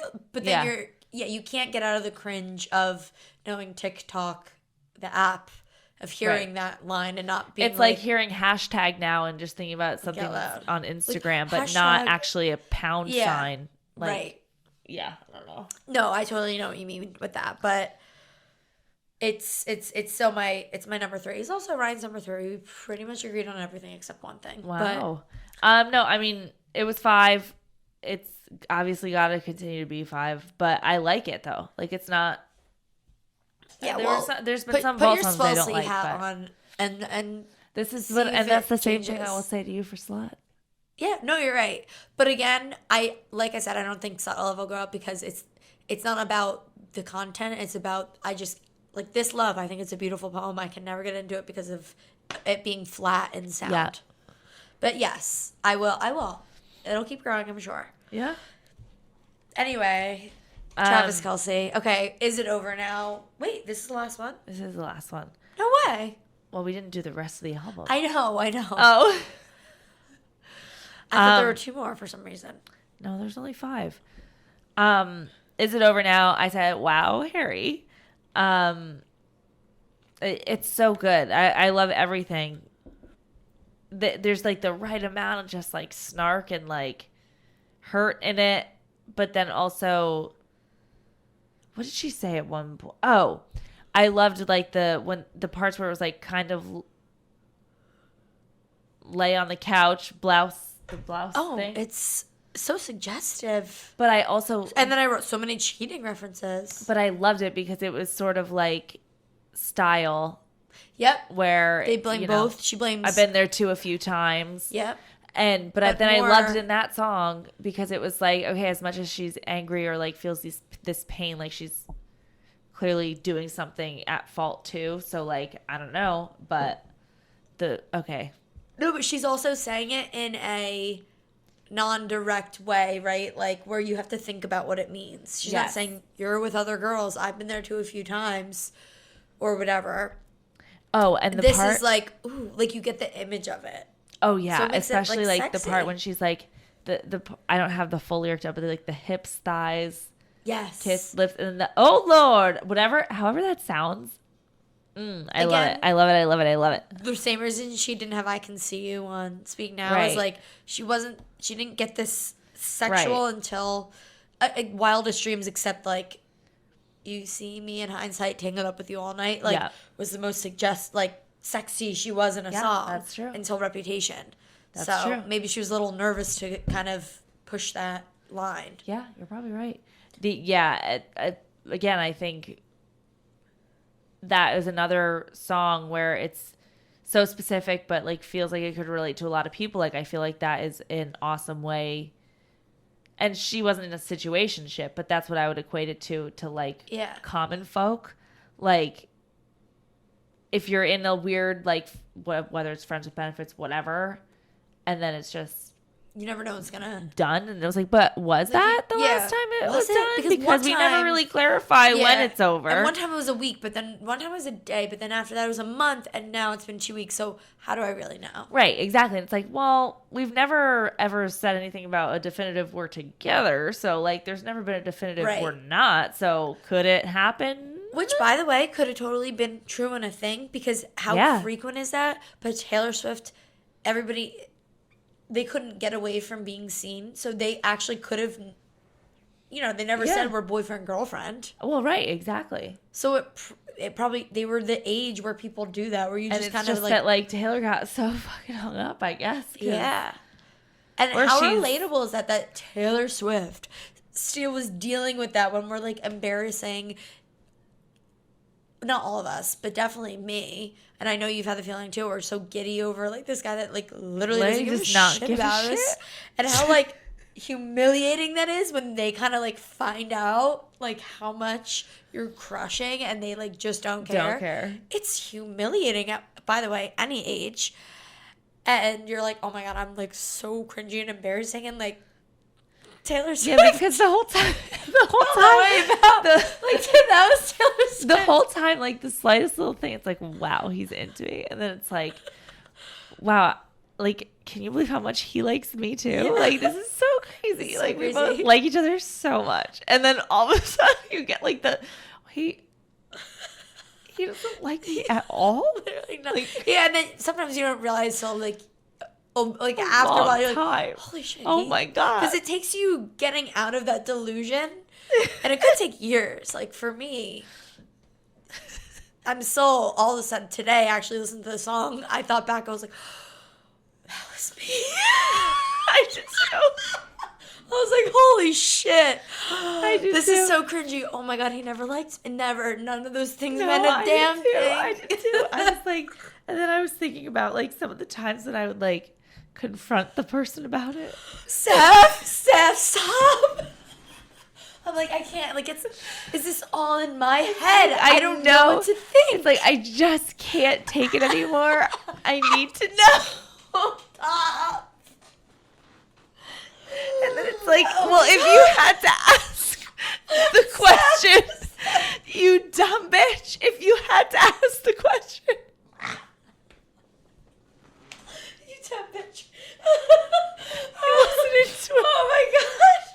I asked that question so many times. It's like, Steph, if you asked the question, You already lost. Holy shit. I'm I so embarrassed. loved asking that question. I'm literally, Who the fuck oh my God, I'm do I so think embarrassed. I am? And it's like, I can't believe Taylor Swift. She's doing this stupid shit too. It's so embarrassing. But that's why that's when people are like, why Taylor Swift? It's like, I get her. she's attainable. Like, not attainable. You know, she's relatable. Done things we do multiple times a year. Like the most embarrassing things. I mean, I think I did it at She least makes once a you feel not semester so in alone. college. Like, Obviously, you're in love with me. Like, duh. And you haven't said anything because of the same reason I haven't said anything. We're nervous. So scared of the love. Like, I get her. Like, I get it. Like, she's got this huge amount of love There's so much love for a person that just... And you're like, I'm doing the whole thing over again. It's so true. Okay. Oh my God, you just think since you love them so much, they have to love you. Taylor, I get it. I get it. It's yeah. It's so bad. It's so good. Okay, but tell me I love about. Okay, also this is the best bridge. It's like two bridges. By the way, there are two bridges. They're kind of the same thing, but it was like bridge 1, bridge 2. Oh, great bridge. I can't wait to learn every single. It's gonna be like a death by 1,000 cuts. It's like a lot of words and it's quick, and they're all punches. You know. Ooh, I can't wait to learn it all. Oh, I wrote, can't wait to learn all the words to the bridge. Oh, Wow. This is the girl blue dress on a boat. That's not Taylor Swift. That is Taylor Swift. She was leaving, like, literally the article was about, like, Taylor Swift, Harry Styles blow up fight on whatever, like, something about, like, getting broken up on an island. And then it's just a thing of Taylor Swift leaving the boat by herself. As you said that, I'm like, I kind of remember that, but wait. No, but then I'm thinking of, like, The Bachelor, like, somebody just, like, driving off in a boat. So I don't... Wait, so it's real? Let me look up. Wait, show me the picture again. I'm gonna find the real article. But wait, but the lyric was about him, like, being with another girl that looks like her. Yes, but there's, like, it's just a different part of the, like, all of it is just things like he did date someone that looked like her. Oh, I'm going to surmise that if they have blue eyes, you're going to date her. Like, all of these are just different things. It's not all the same, like, reason, like. Yeah, but the line, it was like the girl in the blue dress. I don't. Wait, I think it was like a full sentence. Breakup. But time out, because how is that not a meme that gets circulated every second? Because it was in 2012. That is, again, so embarrassing. Like, not so embarrassing for Taylor Swift, but I mean, like, so relatably embarrassed. Like, you're Taylor Swift and you're sitting there.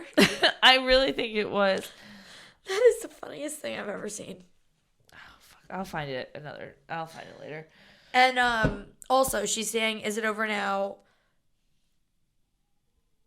She says, like, is it over? I forget how it sounds exactly, but it sounds similar to it also.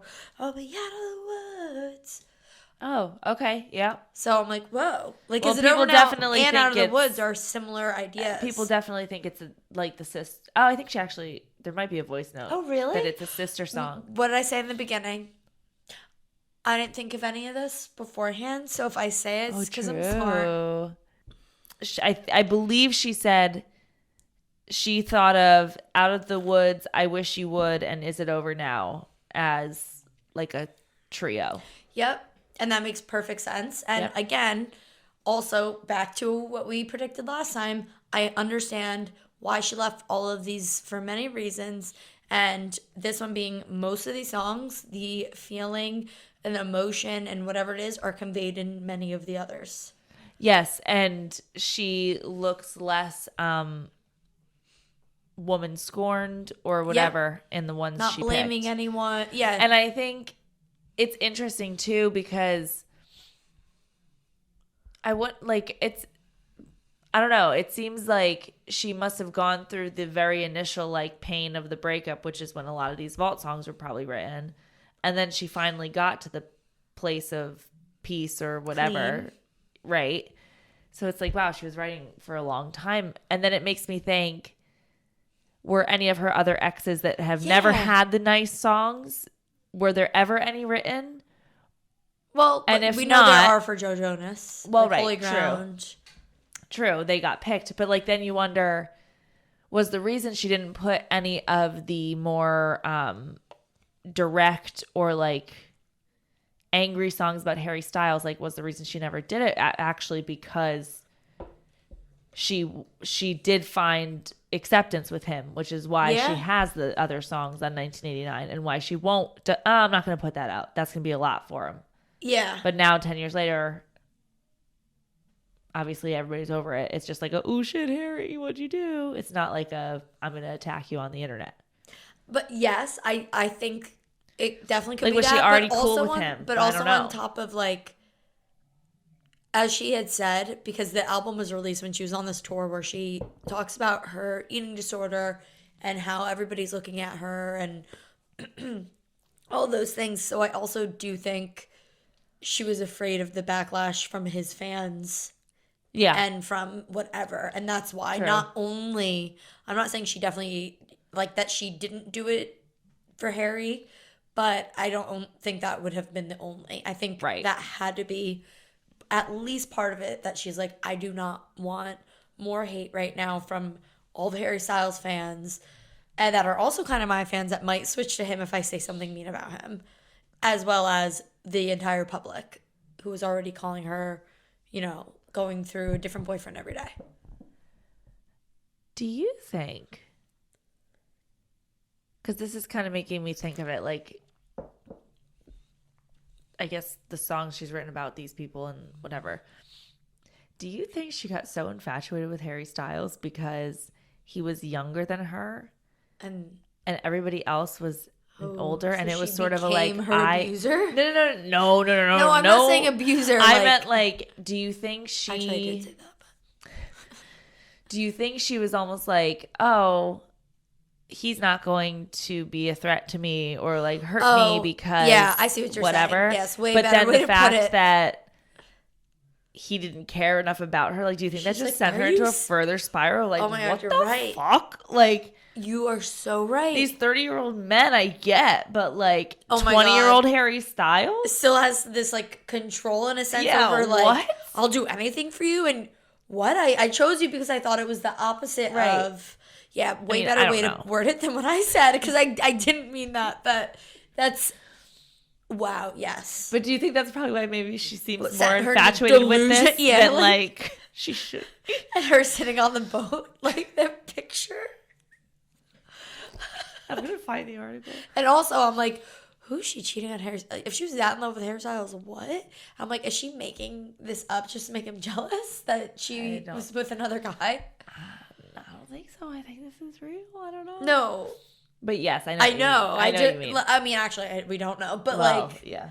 Because we don't know, like, a guy, you know. We know, like, Tom Hiddleston is the guy that she's talking about for the Calvin Harris stuff. But maybe Calvin Harris is the guy for the Harry Styles stuff.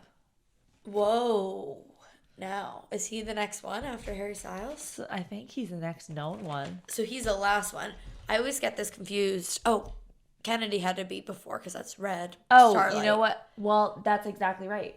Because in her little prologue thing, she says that she didn't date publicly for a long time. And it would make sense that it ended around, because it would have been Jake Gyllenhaal, Kennedy, Harry Styles, Yeah. Girl Gang, and then Calvin Harris. Yeah. Because she wasn't linked to anyone, but obviously she could have been. I hope Right. she was having a fun time, but. So, yeah. So what guy, by the way, is she? That's what I mean. I mean, there are, I'm sure, things we don't know. That same song.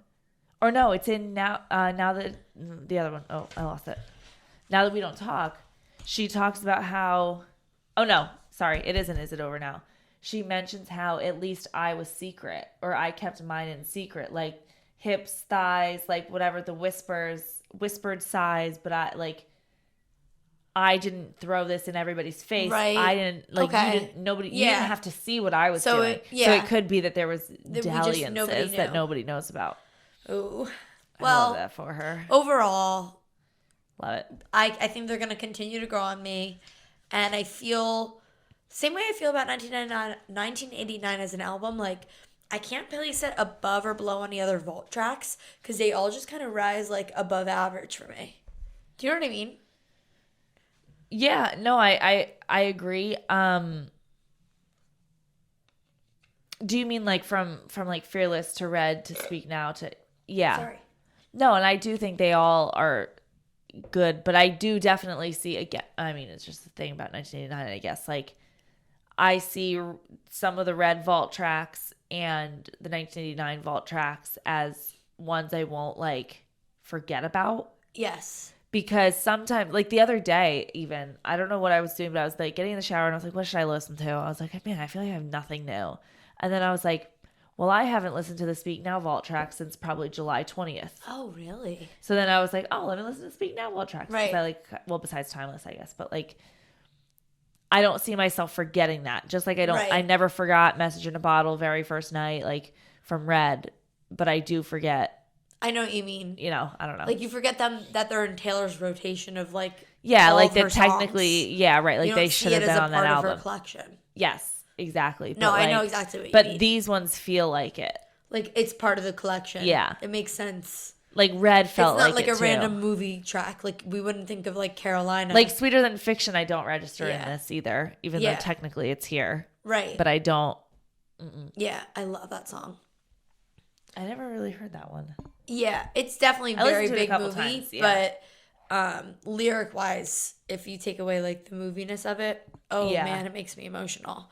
But it's a great song. So, well, should we move on to getting real into stuff? actually the album itself? Yes. Welcome to New York. So fun. That was my first note. I just said I noticed a slight difference in sound, but like Yeah, she sounds different, but not in a bad way. Yes, like I exactly. originally, like again, like we said at the start, my first listen through, because I was trying to find the differences, I was upset about it. Yep. And then by the second, I was like, no, she sounds great. Like, I'm just being a baby.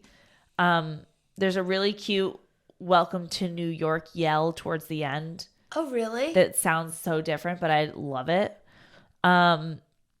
And then my only other thought was like, it kind of like a lot of these songs seem to have like, it was like the same tone but in a different way. Like for Welcome to New York, the first time I heard it, it felt like this girl, you know, exploring the big city for the first time. Yes. And like, you know, like so excited to like take it in. Yep. And this time when I was listening to it, I felt like she was welcoming other people to New York. Oh, do you know what I mean? Like what a good she's way to lived put there it. for so long that it's like, welcome to New York. What a poetic way And to put it, I was Steph. like, I don't know why it sounds this way. Maybe it's just because I know she's been there for so long now. But like, I was like, I love it from this perspective too. I love the way that you put it. You're like a wordsmith.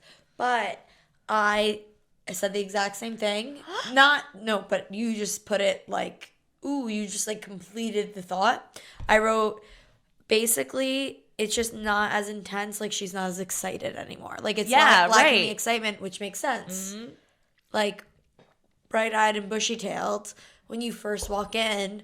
And then, going into freshman year talking about how great college is going to be and all these things. And you're just like, boop, boop, boop, boop, boop, as opposed to being a senior telling, Someone how well, it is. guys, Yeah. it's the best time you're going to ever have in your life. Right. Here's what's going to happen. As opposed to like, I can't wait to go to school. I heard it's a great time. Oh. Yeah. So that's basically the difference. If Yeah. you No, think it about is. And Correct. Yeah. that was, you should publish that. The only other thing I wrote about this, and I know it's not technically the same thing, so whatever. But you know how we hear Casually Cruel and Mr. Perfectly Fine, and then obviously again All Too Well, and then it's like, ooh, there that was hiding. This wasn't hiding. It was just the first time I really noticed it, I guess, because I don't usually listen to Welcome to New York. When now, whenever she's doing it's a new soundtrack. I could dance to this beat forevermore. Whatever that part is. I don't know if it's that part. Oh, but okay. you know what I'm Yeah. saying. Whenever she does the forevermore, the lights are so bright. But every time I hear forevermore, I just think of Evermore. This wouldn't be forevermore. And in my head, I'm like, there can't be two lyrics she's used multiple times in a song that are so different from each other. You're right. That is the greatest, like, it's like juxtaposition of like, whoa. Exactly. But I did look it whoa. up, and apparently in Welcome to New York, it's forevermore. Or no, sorry. In Welcome to New York, it's forevermore, one word. Oh. And then in obviously Evermore, it's forevermore. I don't know what the difference is. I didn't get that far in my research, but I did look at that. But anyway, I don't care. My point still stands, I feel. No. That was great. That was a great take. Blank Space. I just said kind of the same. Like, even like listening to it, I just said, I can hear a difference in things, but I could listen to either. Yes, that's how I felt too. I thought this one was going to be real like a tough one because of how obviously well known and iconic it is. Yes. Did you hear the extra instrument in the beginning? There's some extra beat. I don't know. I guess okay. I didn't, but I agree with you. Like, it sounded different, and the only thing I noted that like when she's talking like that, I could make a bad guy good for a weekend. It sounds less unhinged than it did before, but then I said that pretty much the same thing that you were. If I'm listening closely, I hear that. But most of the time I'm listening to this song, I don't hear it because I'm already saying it, and I'm saying it the way I want to say it, and I don't care how she said it. Yep. So it's literally only if I'm analyzing for differences that I notice that it's different. There's a difference, yes. I also said nasties. Like when she's like emphasizes nasty scar, it still hits. Yeah, and that's what I wanted. That's what I needed. And then she says she changed the way she says love in the bridge, I guess, and I liked it. Oh, I wrote L only want love if it's toward. Yeah, love. Exactly, love. She said it that way now. She did say it, and I liked it. Style. I liked how much more clear her voice was. Yeah. But I'm relatively equally sad that the guitar in the beginning is a little more muted. But ultimately her voice. It's funny because I know, like you said, muted, but to me it sounded like sharper. Oh my God. But that's not the same thing. No, that is what I mean. I would say, what in my head, I didn't know what the word was, but it's the opposite of like what I thought. Yeah, and like I thought it sounded sharper. And then I said I had the original thought about it as blank space, like, like this could be bad, like because it's such a good song and such a you know bop already. But then I said guitar is different. I think I like it more. Yeah, I like it more. That's so funny. All my notes. I said voice is way more clear. Fade into view. I used to think it was like fake interview, but I like heard her be like fade into view. Not like that exactly, but you know. I didn't know. I was like loud vocals, muted production, prominent vocals over and over again. And I missed the OG guitar. So not obviously the total opposite take, but in the sense of like, no, but overall I kind of like it. I would prefer this one. Agreed. No, I did too. But I also just realized that I did keep the bass where it was in the car, but I put up treble, which I'm thinking is the voice then gets louder. Maybe. Isn't the I treble? don't know. I don't know. So I might have been listening with weird audios. But love it. Should we go to Out of the Woods?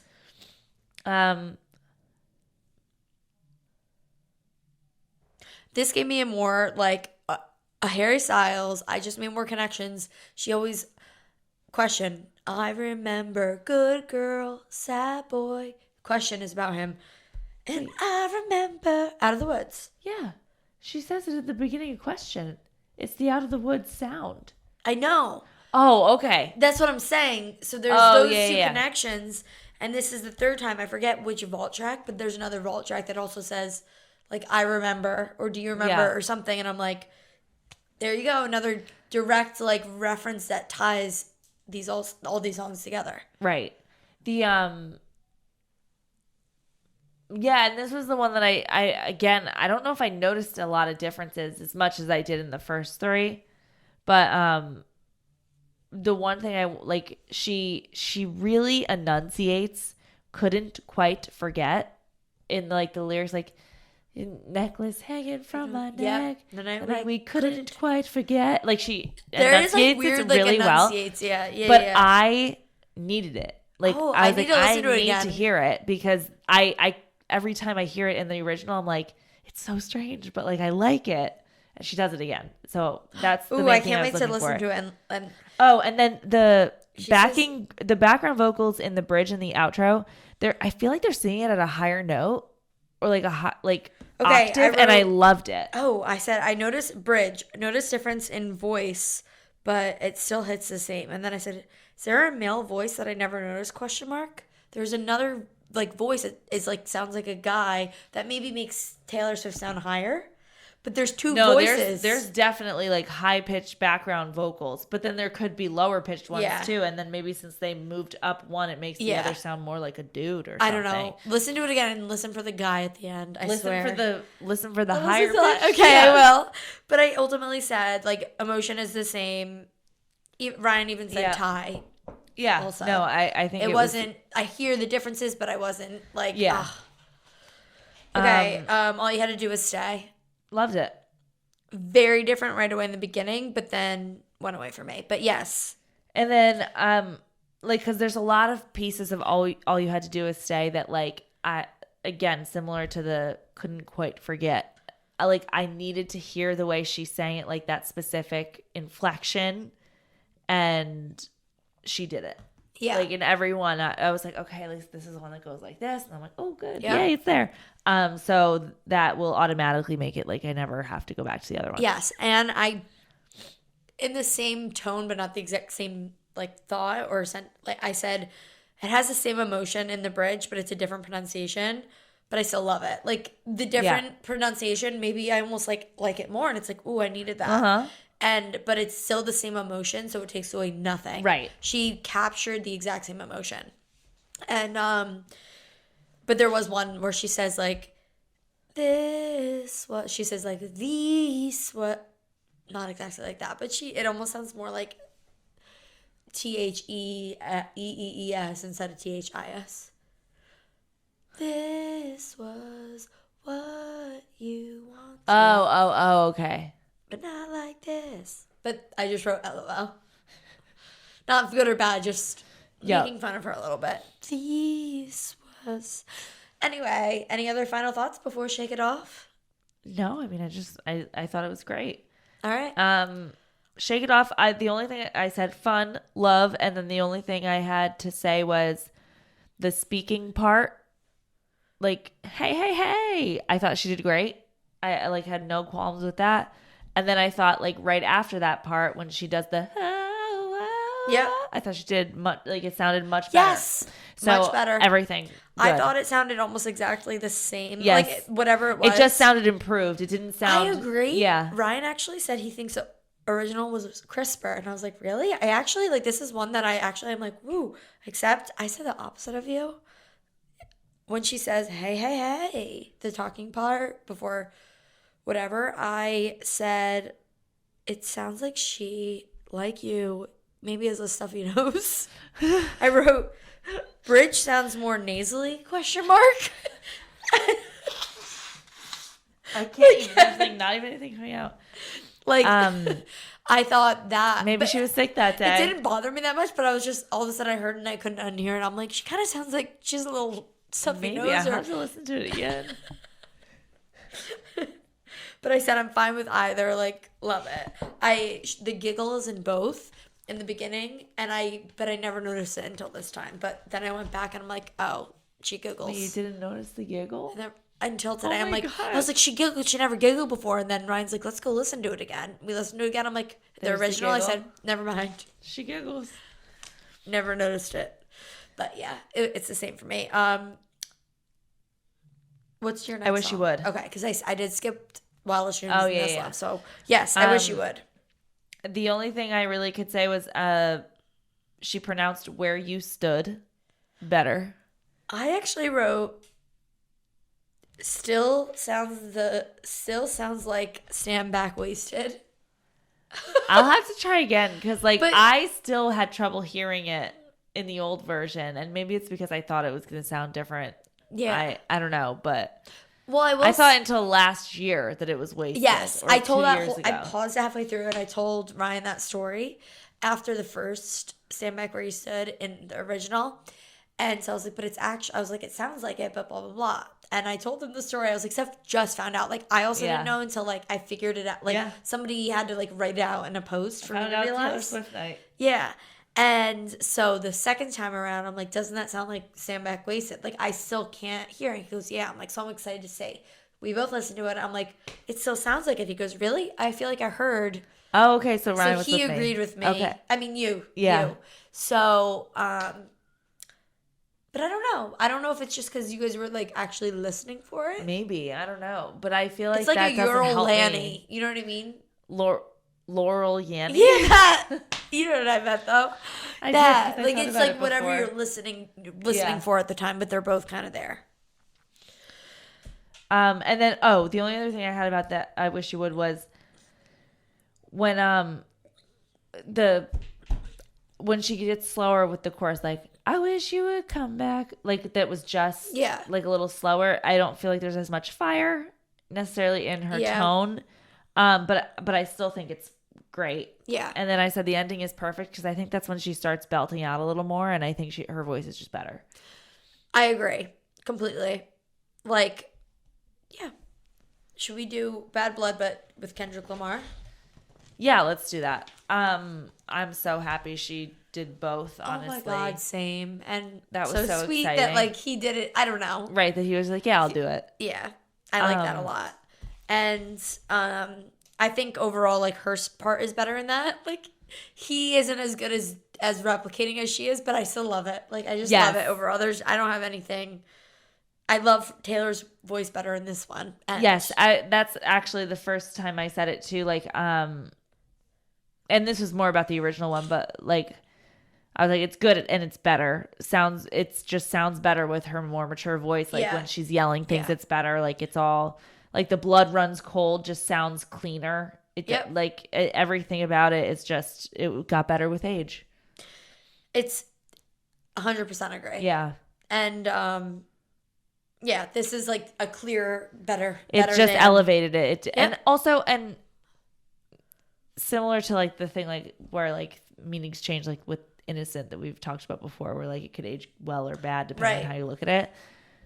I like Bad Blood now, like more because I know it's not applicable. You know, like I know they've settled things, so it's kind of more fun. I don't feel like, oh, Taylor, like, don't draw attention to, like, don't make people madder at you by like getting Katy Perry's fans or whatever on you. So I like listening to it now knowing that like there's no There's no bad blood. qualms between them. Yeah. So I'm like, oh, this is a better ending already. It is so true. I'm like, I like listening to it. It's Like so it's not true. like a ooh. That's a great point. Another really great point by you. Oh, thank you. You're welcome. Also, I kept thinking about the tour version. Oh yeah. That's okay. One day maybe we'll get that as like a actual recorded version. I have hope. Okay, we're skipping Wildest Dreams. I was going to say Wildest Dreams is after that. We talked done about this that before. 2 years ago. Let's go to How You Get the Girl. Okay, this was like my least favorite song on this album before, and I love this song so much. And again, maybe it's because I'm looking at it like because I think before when I was like younger, I was looking at this song like you're telling a guy that fucked you over how to get him back or like how to win you back. Right. Like this is, I don't know. I'm not into it. Yeah. And I was looking at it more cynically than I do now, which is just like it's a cute like. It's just a cute song. It is just cute. And like a cute, like it's basically how people get back together in rom-coms or something. And I'm like, wow, I was looking at it so negatively before, probably because I was like young and like just thought everything ended like, I don't know. But I love it now because I'm like, oh, this is like fun. Like it's just a fun song. It's just cute. Yeah. It's just an adorable song. And I always think I liked it, like whatever. I always thought of it like in a cute way, but I will say, well, in a totally different way or point, I noticed a difference, but this one I was like, nothing is really that different by the end of the first chorus. Yes, I agree. And she Maybe has like a fun, listen to it as there's much, a fun squeak in her voice too. But yeah, I loved it. I said, I used to not like this and I have no idea why. I really don't. I have no idea why. But you kind of explained it. I guess. But I didn't know why. It makes at the sense. time. Our personal experiences or thoughts or biases. Yeah. Bias. Personal bias. Next one is This Love. Skip. We've talked already talked about it. I Know Places. I texted you this, but I'm like, it kind of feels like all of a sudden it's way sexier than it ever was. I thought that before 1999 Taylor's version came out, though, because I put it on my Travis Kelce playlist. Oh, wait, I didn't even notice it come up. Oh, yeah, it's on there. Maybe I That's why downloaded it before you added it. Maybe. Was it a later ad? I don't know. It was probably it was definitely in the first half. But yes, I think of Travis Kelce, but I mean the way she's speaking is sexier. Okay, and I know why that is. Okay. I think I know why that is. It also sounds slower. Okay, so that's funny that you mentioned that because I thought it sounded too rushed at first. Oh. But just the I. Okay. It sounded more robotic and like sort of like AI, okay. and I was scared. said the eyes. I literally hate this. Yeah, so I was like really nervous for the rest of it, but then everything was good. Her mature vocals, again, I was like, that made the song better, not worse. I think I Know Places sounds sexier now because I think it sounds like she's coming from a more confident place. Oh. Like before, and I think I saw someone mention this on Facebook. That's actually someone was like, when she was singing this before, it was from like she's anxious and paranoid by these people following her, like, you know, paparazzi, whatever. She's not used to it or whatever. She can't control it. And I think people are like, now she's singing about it, not like I'm so scared, we need to get away, more just like she's powerful in it and like, wow, I know places we can get out of here. Wow. But if, you know, I'm not afraid, we don't have to like. Wow, that is it's not like, so true. I know places. No, but it's the same like, thing as places. The Welcome to New York Yeah, difference. exactly. Steph, that is the greatest take. You're just like coming with all No, I need to find the person on Facebook that did it because I saw them say it and I was like, yeah, that's so true. And okay, so true. That is 100% the answer. And Justine. Also, thank you, Justine. Maybe I'll just block out her last name, Justine. It's like she's on like the witness protection program and we just outed her. Oh my God. I love it. It makes it better. Makes it so much better. But the second time she says, and we run. I just wrote yes with 10,000 S's. Yes, she growls in it. What? There's like a growl in it, and then there's another growl towards the end. Oh my God. And then I wrote, I hope Travis listens to this. Oh, I hope he does too. I literally, because I had the old one, and I was like, I need to replace this. This needs to go on. The old one needs to come off, because this is more of what This is like, wow. It was literally, honestly, and I know this album wasn't re-recorded when she started dating Travis, but the I Know Places, when I put it on the playlist before we got Taylor's version, it was sort of like, I feel like it applies. It's like paparazzi, things like that. But like, I feel like in my head, this doesn't sound like her and Travis. It sounds maybe like Harry, which we know it's about. Right. But this version does sound like it would be the Travis one, where it's not like oh shit, they caught us. It's like, let's go to dinner. Yeah. And I was like, oh, I need to put that on, because that feels more, oh my God. Wow. Yeah. I think this is my favorite of. Me too. The different, Yes. So good. My favorite re-record. Just elevated the song. Yeah. Very, very good. Okay. Clean. Okay. Oh no, this is the one, huh? Oh shit. All right. I was terrified for Clean. Okay. Genuinely nervous, but I like it. I'm going to finish and then I'll let you go. No. And just know I'm not coming at you. I said, I said she did a great job. And then I said she sounds a little happier, and like musically it sounds a little happier than the original. Or like more hopeful in a way. And like, I don't hate it.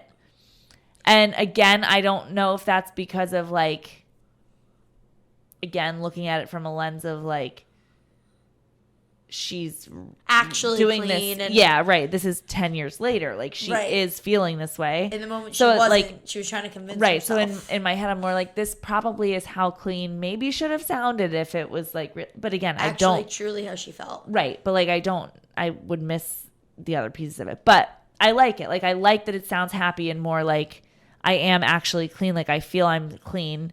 In that perspective, it's a good perspective that I could think about it in. Okay. That I hadn't considered. Oh, I see. And then there's more Imogene Heap in it, in the background vocals, and I liked it. I liked the background vocals.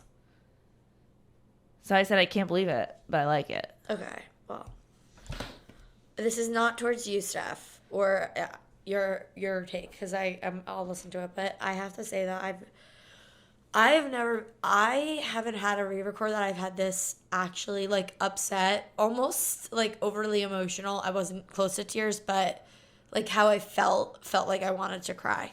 Like, so, and now I'm just so fucking angry. I said immediately, like 10 seconds in,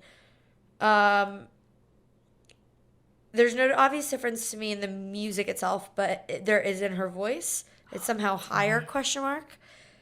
Oh, then I wrote, oh no, it sounds more pop, like a remix, sad face. It, not as emotionally intense, hate, exclamation point, bad remix.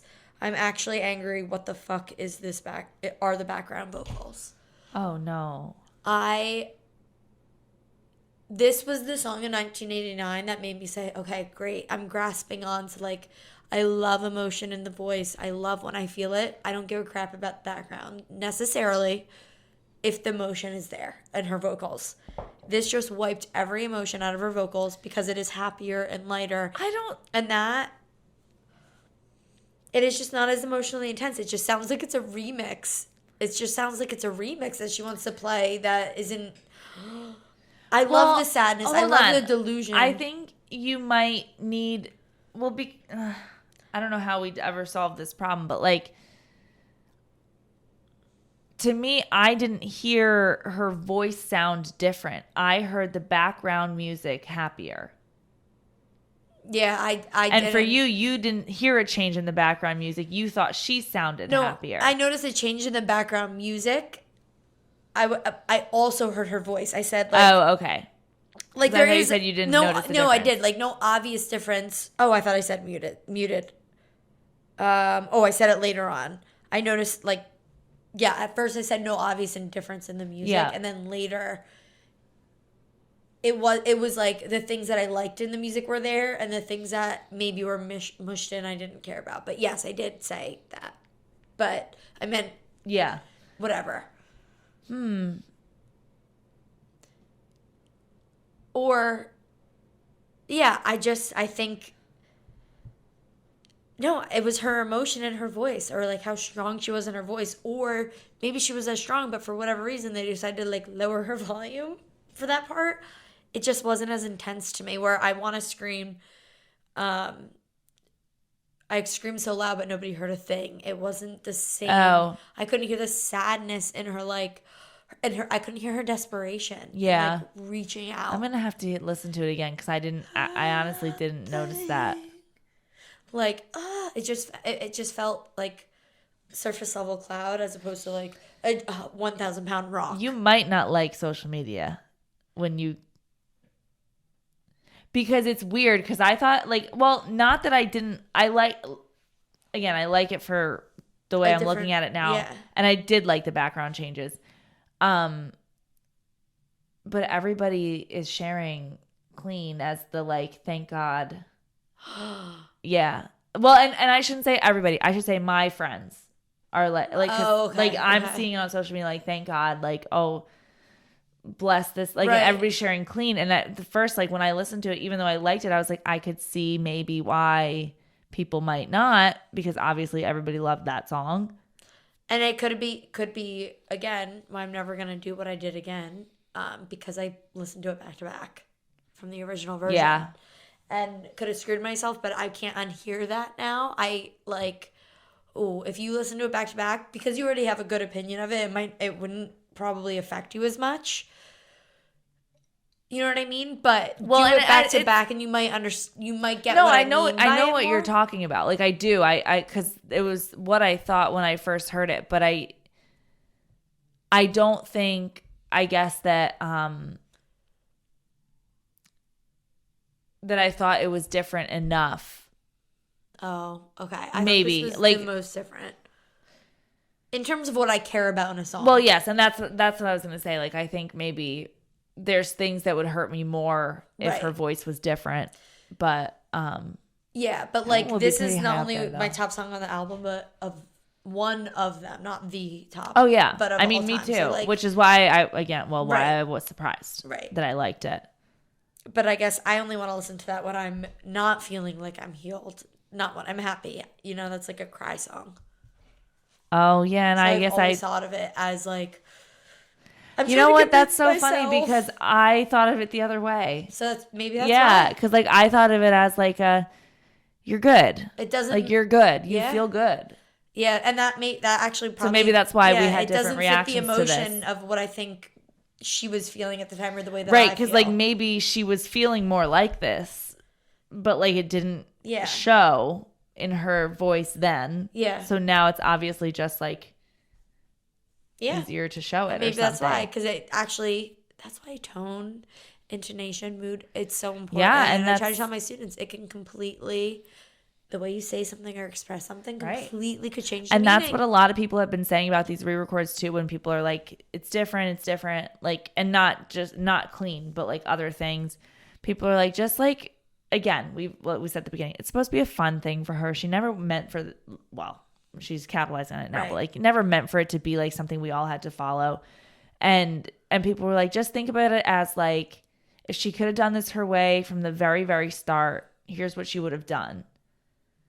And like stop critiquing it, you know. Well, and again, not you. Well, yeah, also, but like what other people were doing. That's also online. a different thing. That's more so how she's healed.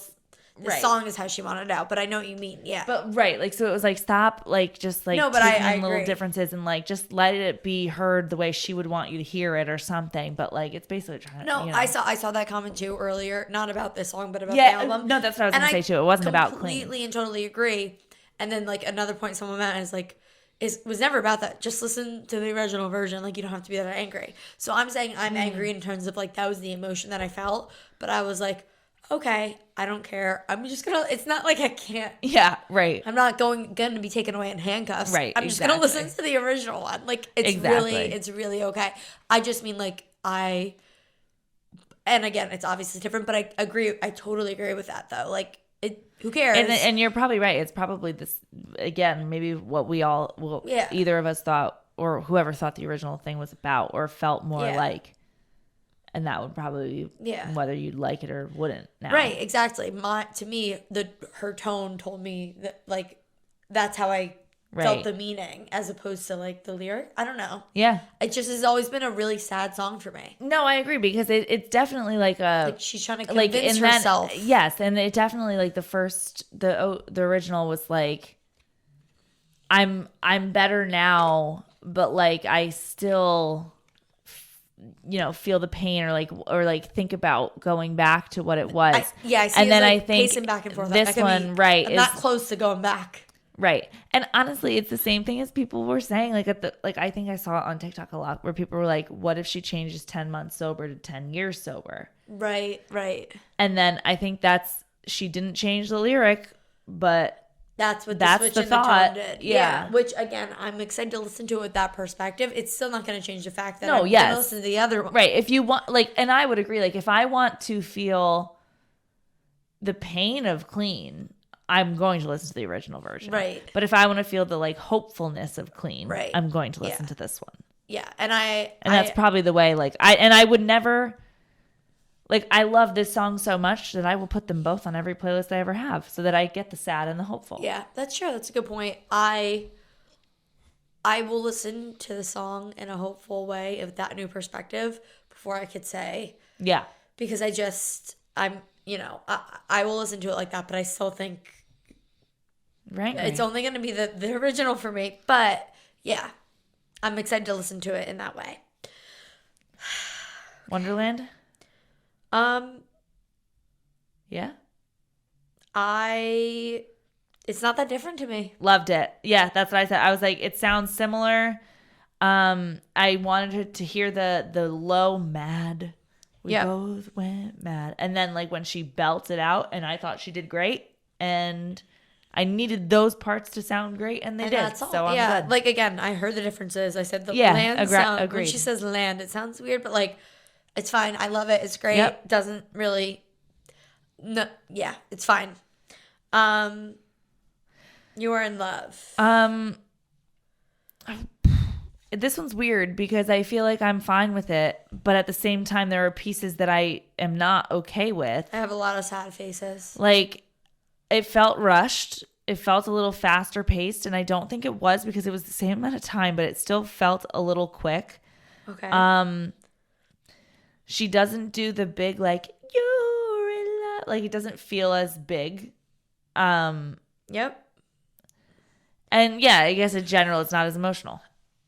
100% agree. This is the same thing, not as angry, but as Clean. I said there's less of like a before the chorus. Like, there's usually like a quick silence, and then a back up, like a quick, like, change in intensity of literally nothing to you could even, like, it's just not there. It's more, it's like quieter. Yeah, it's quieter. I don't know, like, it's just quieter. It's not as emotional. Sad face. I said, it's not as bad as Clean. Sad face. So then I said, meaning I'm still angrier at Clean than this one, but it's not as sharp. Like, her words don't end. There are certain things that she says. I don't in certain songs. Like, Shake It Off. Like, it's a new wait. She, like, really emphasizes, like, at one point at the end of it. It ends with a T, but she's like, I forget what it is. I forget the word. Like, if it was beat, it would be like beat. And it's like crisp, and it ends and it's sharp. Yeah, I know what it is. What is it? I'm lightning on my feet. Yes. Yeah. Love it. I'm like, where is that? Where is it? And sometimes she does that. She really ends it with like a sharpness, and it's crisp and distinct. And it's like a crossfade. And I was like, is this new producer's? That's his style, rather than like sharp ends. It's like crossfades into the next beat or word or song. Yeah. And so it like mushes together. Interesting. And one of the things I loved about the song is like, you could hear it in the silence. Yeah. And it feels not as sharp and crisp Yeah. as it was, and that this was my like second, like really my takeaway is the only negatives for me are Clean and You Are in Love. Even if I said I didn't or dislike something more or less, these are everything else I'm absolutely fine with. These I'm gonna have to listen to the original. Yeah, I mean, I probably would agree. Also, just because they're like some of my favorite ones in general from this album, so I guess that would push it too. But at the same time, though, I still liked both of these songs. Like I liked the more way than what I'm saying. Yeah. Yes, I liked the way both of them sounded, even though I knew they sounded different. Not necessarily to say I liked it more. Like a lot of these songs, like I don't have to go back to the old ones. Like this is not saying I would never listen to Clean or You Are in Love, like originals again. But I did still like both of these songs. Right. It's like you see the clear difference. Yes, but it's almost like, it changed the meaning in a way. So, and maybe not You Are in Love. Like didn't necessarily change the meaning, but I think maybe because I understand what the song was about. Yeah, and how different it is now. Yeah, no, that like I feel like thing. I get it. Yes, but I was thinking but that about also the is the exact same reason I'm still going to listen to the old one. Yes, I thought the exact same thing, and I'm like, no, I get it because it's divorced not, and she didn't believe it as much as she did once. Right, and now she's experienced real love, so like maybe she doesn't feel the same definition for it or whatever. Especially when she recorded, could have been. I mean, she put Wildest Dreams out 2 years ago, so it could have been as early as that. Yeah, and Kendrick Lamar said he recorded with her a year ago. Right, so it could have, we don't know. But yes, I understood that context, but I still am like, I don't care. I don't want to. No, I agree. That Jack Antonoff and Lena Dunham are together. Like, that's the reason I will always go back to the old ones, but that's also those new perspectives on them are also the reasons that I don't like. I won't not listen to the new ones. I feel the same way for that with You Are in Love, but not necessarily with Clean yet. Jury's still out. You know what I mean? Yeah. But I think that's the last one, except for I just listened. You're right. New Romantics. My bad. New Romantics. Okay. It started out really strong. I literally hated the chorus when I heard it. Okay. Yucky. Wow. There's a sound in the production that is basketball shoes squeaking on the court. And I only heard it mostly with my headphones. Once I took them off, I didn't hear it as much. Interesting. But people in the Facebook group said the same thing. They were like, are we in Space Jam? And I was like, I could not tell, like I could not figure out why this sound was literally irritating me so much. Oh my God. But I also might just be used to it now because when I was writing down for my notes, I remembered that from the first listen. And then I didn't have my headphones, but I held it up to my ear to be like, where the hell are the basketball shoes?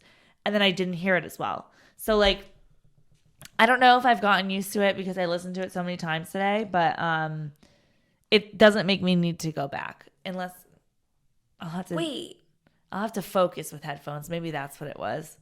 I basically said it seemed different, like whatever. It doesn't make a difference to me. I heard a deeper voice, but I think I like it. It's not that different. Yeah. Still the perfect bridge. But there was a song, so I didn't write anything down like that. But I think it might have been this song because it was towards the end, and then we listened to the vault tracks, and there was this noise that kept happening, but I felt it in my chest. But I wouldn't say it was a squeak. It was almost like I felt like it was like one of those like mosquito noises that if you're only 12 to 22. Oh yeah, the frequency things. I mean, that's probably that I didn't. It wasn't like I heard it. I felt it, and I'm like, are we being shot? Like it was no, like it's this probably weird the same feeling. Because and I wonder if that's the same song that I have to. It probably was, but it just comes through differently on the car. Yeah, New Romantics though did not like. None of what I was hearing makes me want to be like, I can't listen to it because it's a fun ass song. And it's still a fun ass song. You need to see if it's the squeak. I have to listen to the squeak if it's the same song. It was really abrasive at first, and then I got used to it maybe because I didn't notice it after. But yeah, and I didn't even mention it to like that I was hearing something weird, so I can't even be like, was this the song? Yeah. But I have to listen to it to see. But overall, what a great. Loved it. It was a great experience. Fun. What a fun day. And again, my only critique of myself is I'm never gonna listen to it again, going and That critiquing way. it. Yeah, I just can't. Yes, because that's what I realized too. Like I was like, Yeah. wait, it's just fun. Just let it be fun. Yeah. What else you got? I mean, just like, should we just like mention Travis Kelce for 5 minutes and then we're ending this? Yes. Okay. Okay, so like a lot happened since we recorded last. SNO. Literally the next day she was at, no, it wasn't the next day. Was it later that night? She was at the Thursday night football game? No, it was the next LA day. premiere. Yeah, because LA premiere was the night we recorded. Was Wednesday, and then then she flew to Kansas City Thursday, which that was a big thing for me because I was like, I thought there was no way in hell she was going to the game. Yeah. Because I was like, she's just doing her movie premiere. She's going to go do something else. She's got to do whatever. But no, she went to the game. And then since he played Thursday, he had the weekend off. Oh my God. So we ended up seeing them on Saturday. They made guest appearances on SNL. They went to dinner. They went to an SNL after party. And then Travis went to the Eagles game to watch his brother on Sunday. And then they went to dinner again Sunday night. Okay. The content that we got. Okay. First of all, the SNL skit was consumed amazing me. and the funniest thing ever. And it Yes. was so respectfully done to Swifties. But the fact that the only way I can watch it is thinking about Taylor Swift and Travis Kelce watching it. Mentioning Joe Alwyn and Maddie Healy, but at the same time, thing to me. I feel like Travis Kelce probably has no idea what was going he's on. Probably like, oh. When he watched it back, he probably obviously realized. But like on the podcast, oh no, he was so he was like, literally I blacked out. Did I say something? Yeah, and they were like, yeah, I think you said something. We don't know what you said. Yeah, but like. So I fully believe he was not paying attention to the skit at the time. That's very true. I don't know what she would have been doing. Like, would she be paying attention to him? And thank God they weren't sitting next to each other, probably, because unless she was backstage. No, and that's what I was going to say. There was a couple things that could have happened because he would have had to go to the green screen to be in front of like the football thing. So she either would have been like maybe trying to watch him live, which I don't know if you're paying attention to the content more than just like watching him be nervous, maybe. Right. Or, she's in the back room, probably not. Oh, that's so true. Paying attention. For some reason, I'm imagining her sitting front row, just like them just locking eyes with her as they're saying like, no, everything's about Joe. No, I have a feeling she either wasn't around or like wasn't paying attention. That's so true. I didn't even consider it. But imagining her sitting there watching but to that being said, I have a feeling because it seems like Travis is pretty online in terms of like he always likes pictures or whatever, like tweets, things like that, whatever. I don't doubt that the next day they were like, we should watch it. like little goofballs watching him 100% because of and their then energy. They obviously would have seen it. And it was just so Good. golden. And then, okay, but what was better was the paparazzi videos of them getting in and out of the car, him putting his hand on her waist, them going to Nobu, the video you sent me of them swaying, holding each other. It's so good. The picture of her kissing his cheek from this past weekend. It just keeps getting better and better and better and better and better. I cannot get enough. No, I know. It's so good. And okay, so let's level set a little bit here because stuff came out today. I guess Travis and Jason had an episode come out today of their podcast. Today? They do sometimes special Fridays, episodes, I think. Yeah. And basically, like, I think Jason was like, what are you being for Halloween? Or what are you doing for Halloween? Something of that nature. And Travis was like, I'm not going to tell you what my costume is. Like, you're going to have, like, everybody will see it when I want you to see it or something. Like, I'm not going to tell you what I am, but you'll know what I am. Eventually all of you will know what I went to as for Halloween. And then basically he was saying that they were going to have like a dinner party in Kansas City or something. And not like, he did not reference Taylor at all. But then Jason's like, what is a dinner party? And he's like, what do you mean what's a dinner party? And then they're like arguing about what a dinner party is versus a Halloween party. So, needless to say, everybody's like, it's Taylor Swift. She's going to Halloween in Kansas City, I'd imagine, because he has practice and stuff. But this doesn't mean she'll be at the game on Sunday because it's an away game. There's no reason to go to that because you can't hang out with them after they fly home. Halloween's on a Tuesday, however. So she could end up there Monday. Do you think they're going to Instagram a picture of the No, I Halloween think he's going costumes? to Instagram a picture. Like, I think he's going to Because if it's a house party, a dinner party, like you said, there's not going to be paparazzi there. Yes. Somebody in the house would have to take the picture. No, agreed. We already saw an Instagram picture this past weekend. Not that either of them posted, but obviously the cheek kiss picture. Posts it to his Instagram that's literally only dedicated somebody else runs it for him. It's like Taylor Swift. She doesn't post personal pictures. She doesn't post, at least recently, I feel like it's just football promo of himself. Yes. And his podcast maybe. Yes. And yeah. If he posted like a picture. Yeah. Or her, because the last time she posted a picture like that was 4th of July with Selena Gomez. Yeah. Which, they don't do it a lot.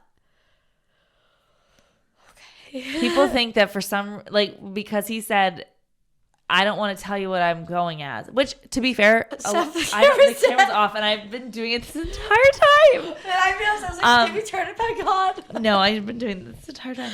No, I keep doing it. To be fair, some people don't,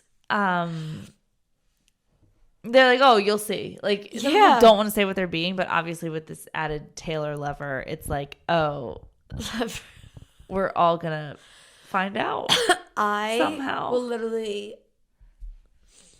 I know. I might actually cry. I know. No. It's so weird because it's like we're being the delusional girls that we were just making fun of in Suburban Legends, and it's not even about us. We're like the tiniest thing that. Like, oh, he picked my pencil up after I dropped it. And we're like, oh my God. Like, that's what we're doing for Taylor and Travis right now. Like, yep. Are they going to? He said her first name. Well, we did didn't call her Taylor Swift, calls her just Taylor. Mm-hmm. Like. That's real. But it is real. No, I think so too. But at the same time, and it's so exciting. It's so exciting. The smallest details are, it's just the opposite of the more that you say, the less I know. Like, the more you give me, the more that I need. The like, more I love, Yeah. Well, it's exciting because I was afraid we were going to go through a 2-week drought, basically from now until when he could potentially show up at her concert. Yeah. And I'm not saying a drought in terms of I'm sure we'd get articles or find out that she was there or whatever, but I'm saying content drought. We do not know what they're doing. But if we can get a little Halloween picture. Oh my God. And then not even a week and a half. I think it's going to happen. Stop. I love it. I looked right at the camera. Oh my God. Off. I know. I am too. The camera's off. And oh my God. I love them so much. I can't even, I don't know how to verbalize it.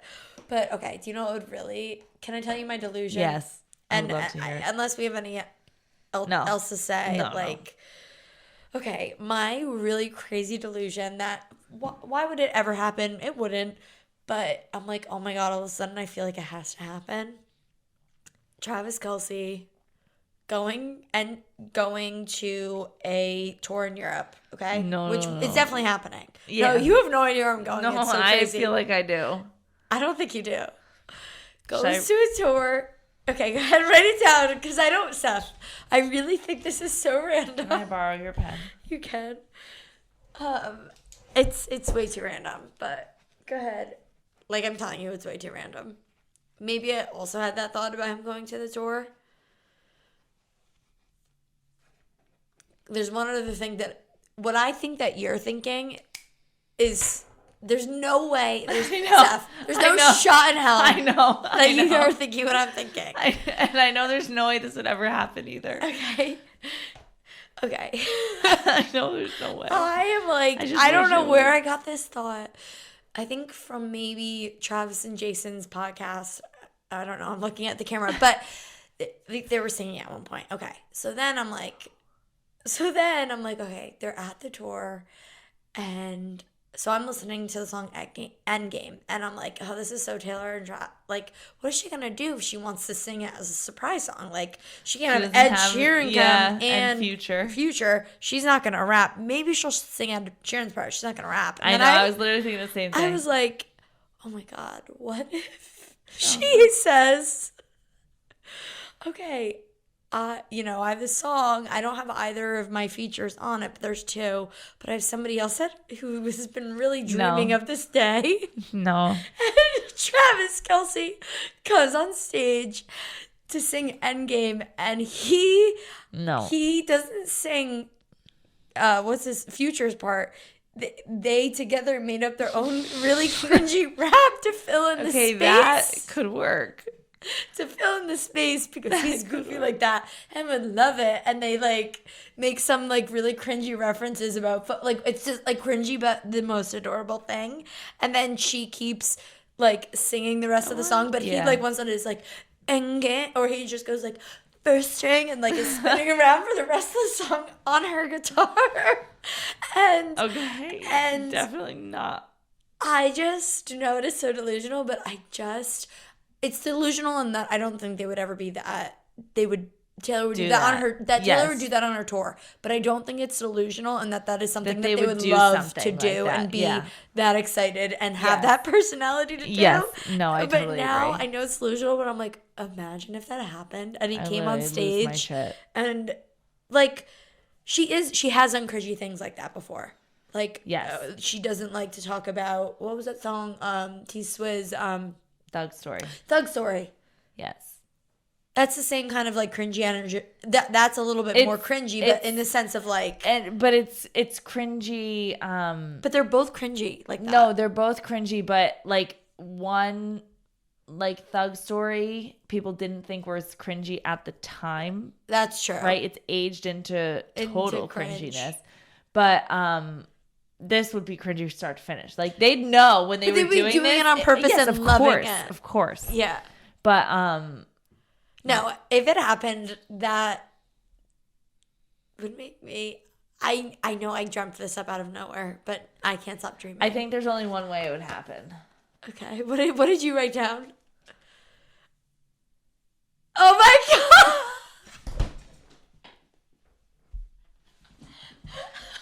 Okay, I wrote down, I thought she was going to say if, like, the craziest thing that could happen would be him proposing to her during Love Story. And I think the only way she'd be allowing a boyfriend to get in her cringe on a tour is if it was her future husband. You're right. You can't. Proposed to her during Love Story, so she knew it was forever. And it was already cringy? No, that's what I thought you were going with. Wow, but it's the same energy of delusion. 100%. Like, neither of these things are happening. No, let's not put mine out of the realm of possibility because could happen. The thought of it and just like imagining it in my head is just like. Well, because I thought I agree with you because I was really sad once I remembered that Endgame has 2 features on it, and I was like, wait, this could never be a surprise song because I wanted it to be a surprise song as a wink to us, like, hey girls, I see you, I like him. Literally, that's what made me think of it. Right, exactly. But I don't know if she's gonna use the consolation prize of maybe Jack Antonoff can rap. Yeah, but Travis would love to be on that stage and be introduced. Is she playing in Ireland? Yes. So maybe Ed Sheeran could be a guest there and could do Futures Part 2. And then that's how we get Endgame. No, for sure. I just want Travis would want to do it as well, that would work. No, I want Travis Kelce on stage. Yeah. That's the part. And I want her to be like subtly obvious as everybody in the world knows Travis is front and center in the celebrity tent. Everybody has seen him. It's already on social media. Everyone knows where he is, and he's not hiding in the back. And Taylor Swift turns directly to him during whatever and says, like, there have been people, like, doesn't mention him by name, but, like, directly talks to him and about him. I need it all. But, like, honestly, says through friend. And then, you know, that's. I can't wait until he's at that show in Argentina or wherever it is. Until they leave that show. walking out together. Well, but she's never seen leaving the show. She is walking from the backstage with her wine in her hand. Oh, yes. Okay, because I thought you meant like how they leave the game. Like how she went and hugs her dad. Yes. Or hugged Joe. And, yes. I just like I can't wait.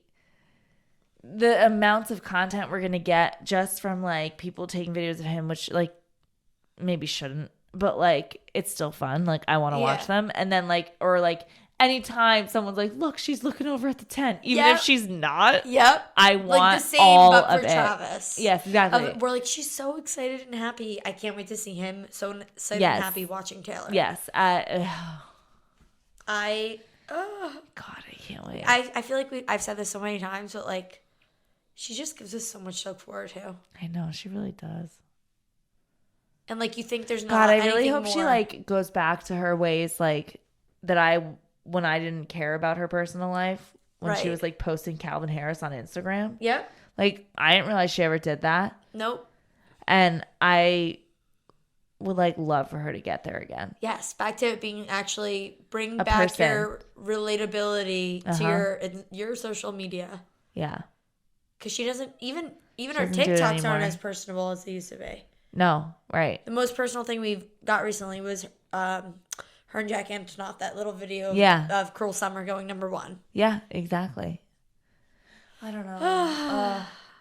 So many good things. I really, honestly, this has been a great I can't wait to listen to the Taylor songs week. again. Yeah, me too. They're so good. Shit. Wow. But I think, well, is there I any think other no, I feel like we've exhausted ourselves and all have. ends. This is going to take a We've while. really pushed ourselves to the limit today. Yeah, we did. And I With hope that, it was worth it. I hope so too. We'll find out. We definitely fucked up a lot. Yeah. There feels like there's a lot I need to cut out, but I just... Oh, for sure. We definitely like stopped for 20 minutes at one point. Yeah, you're right.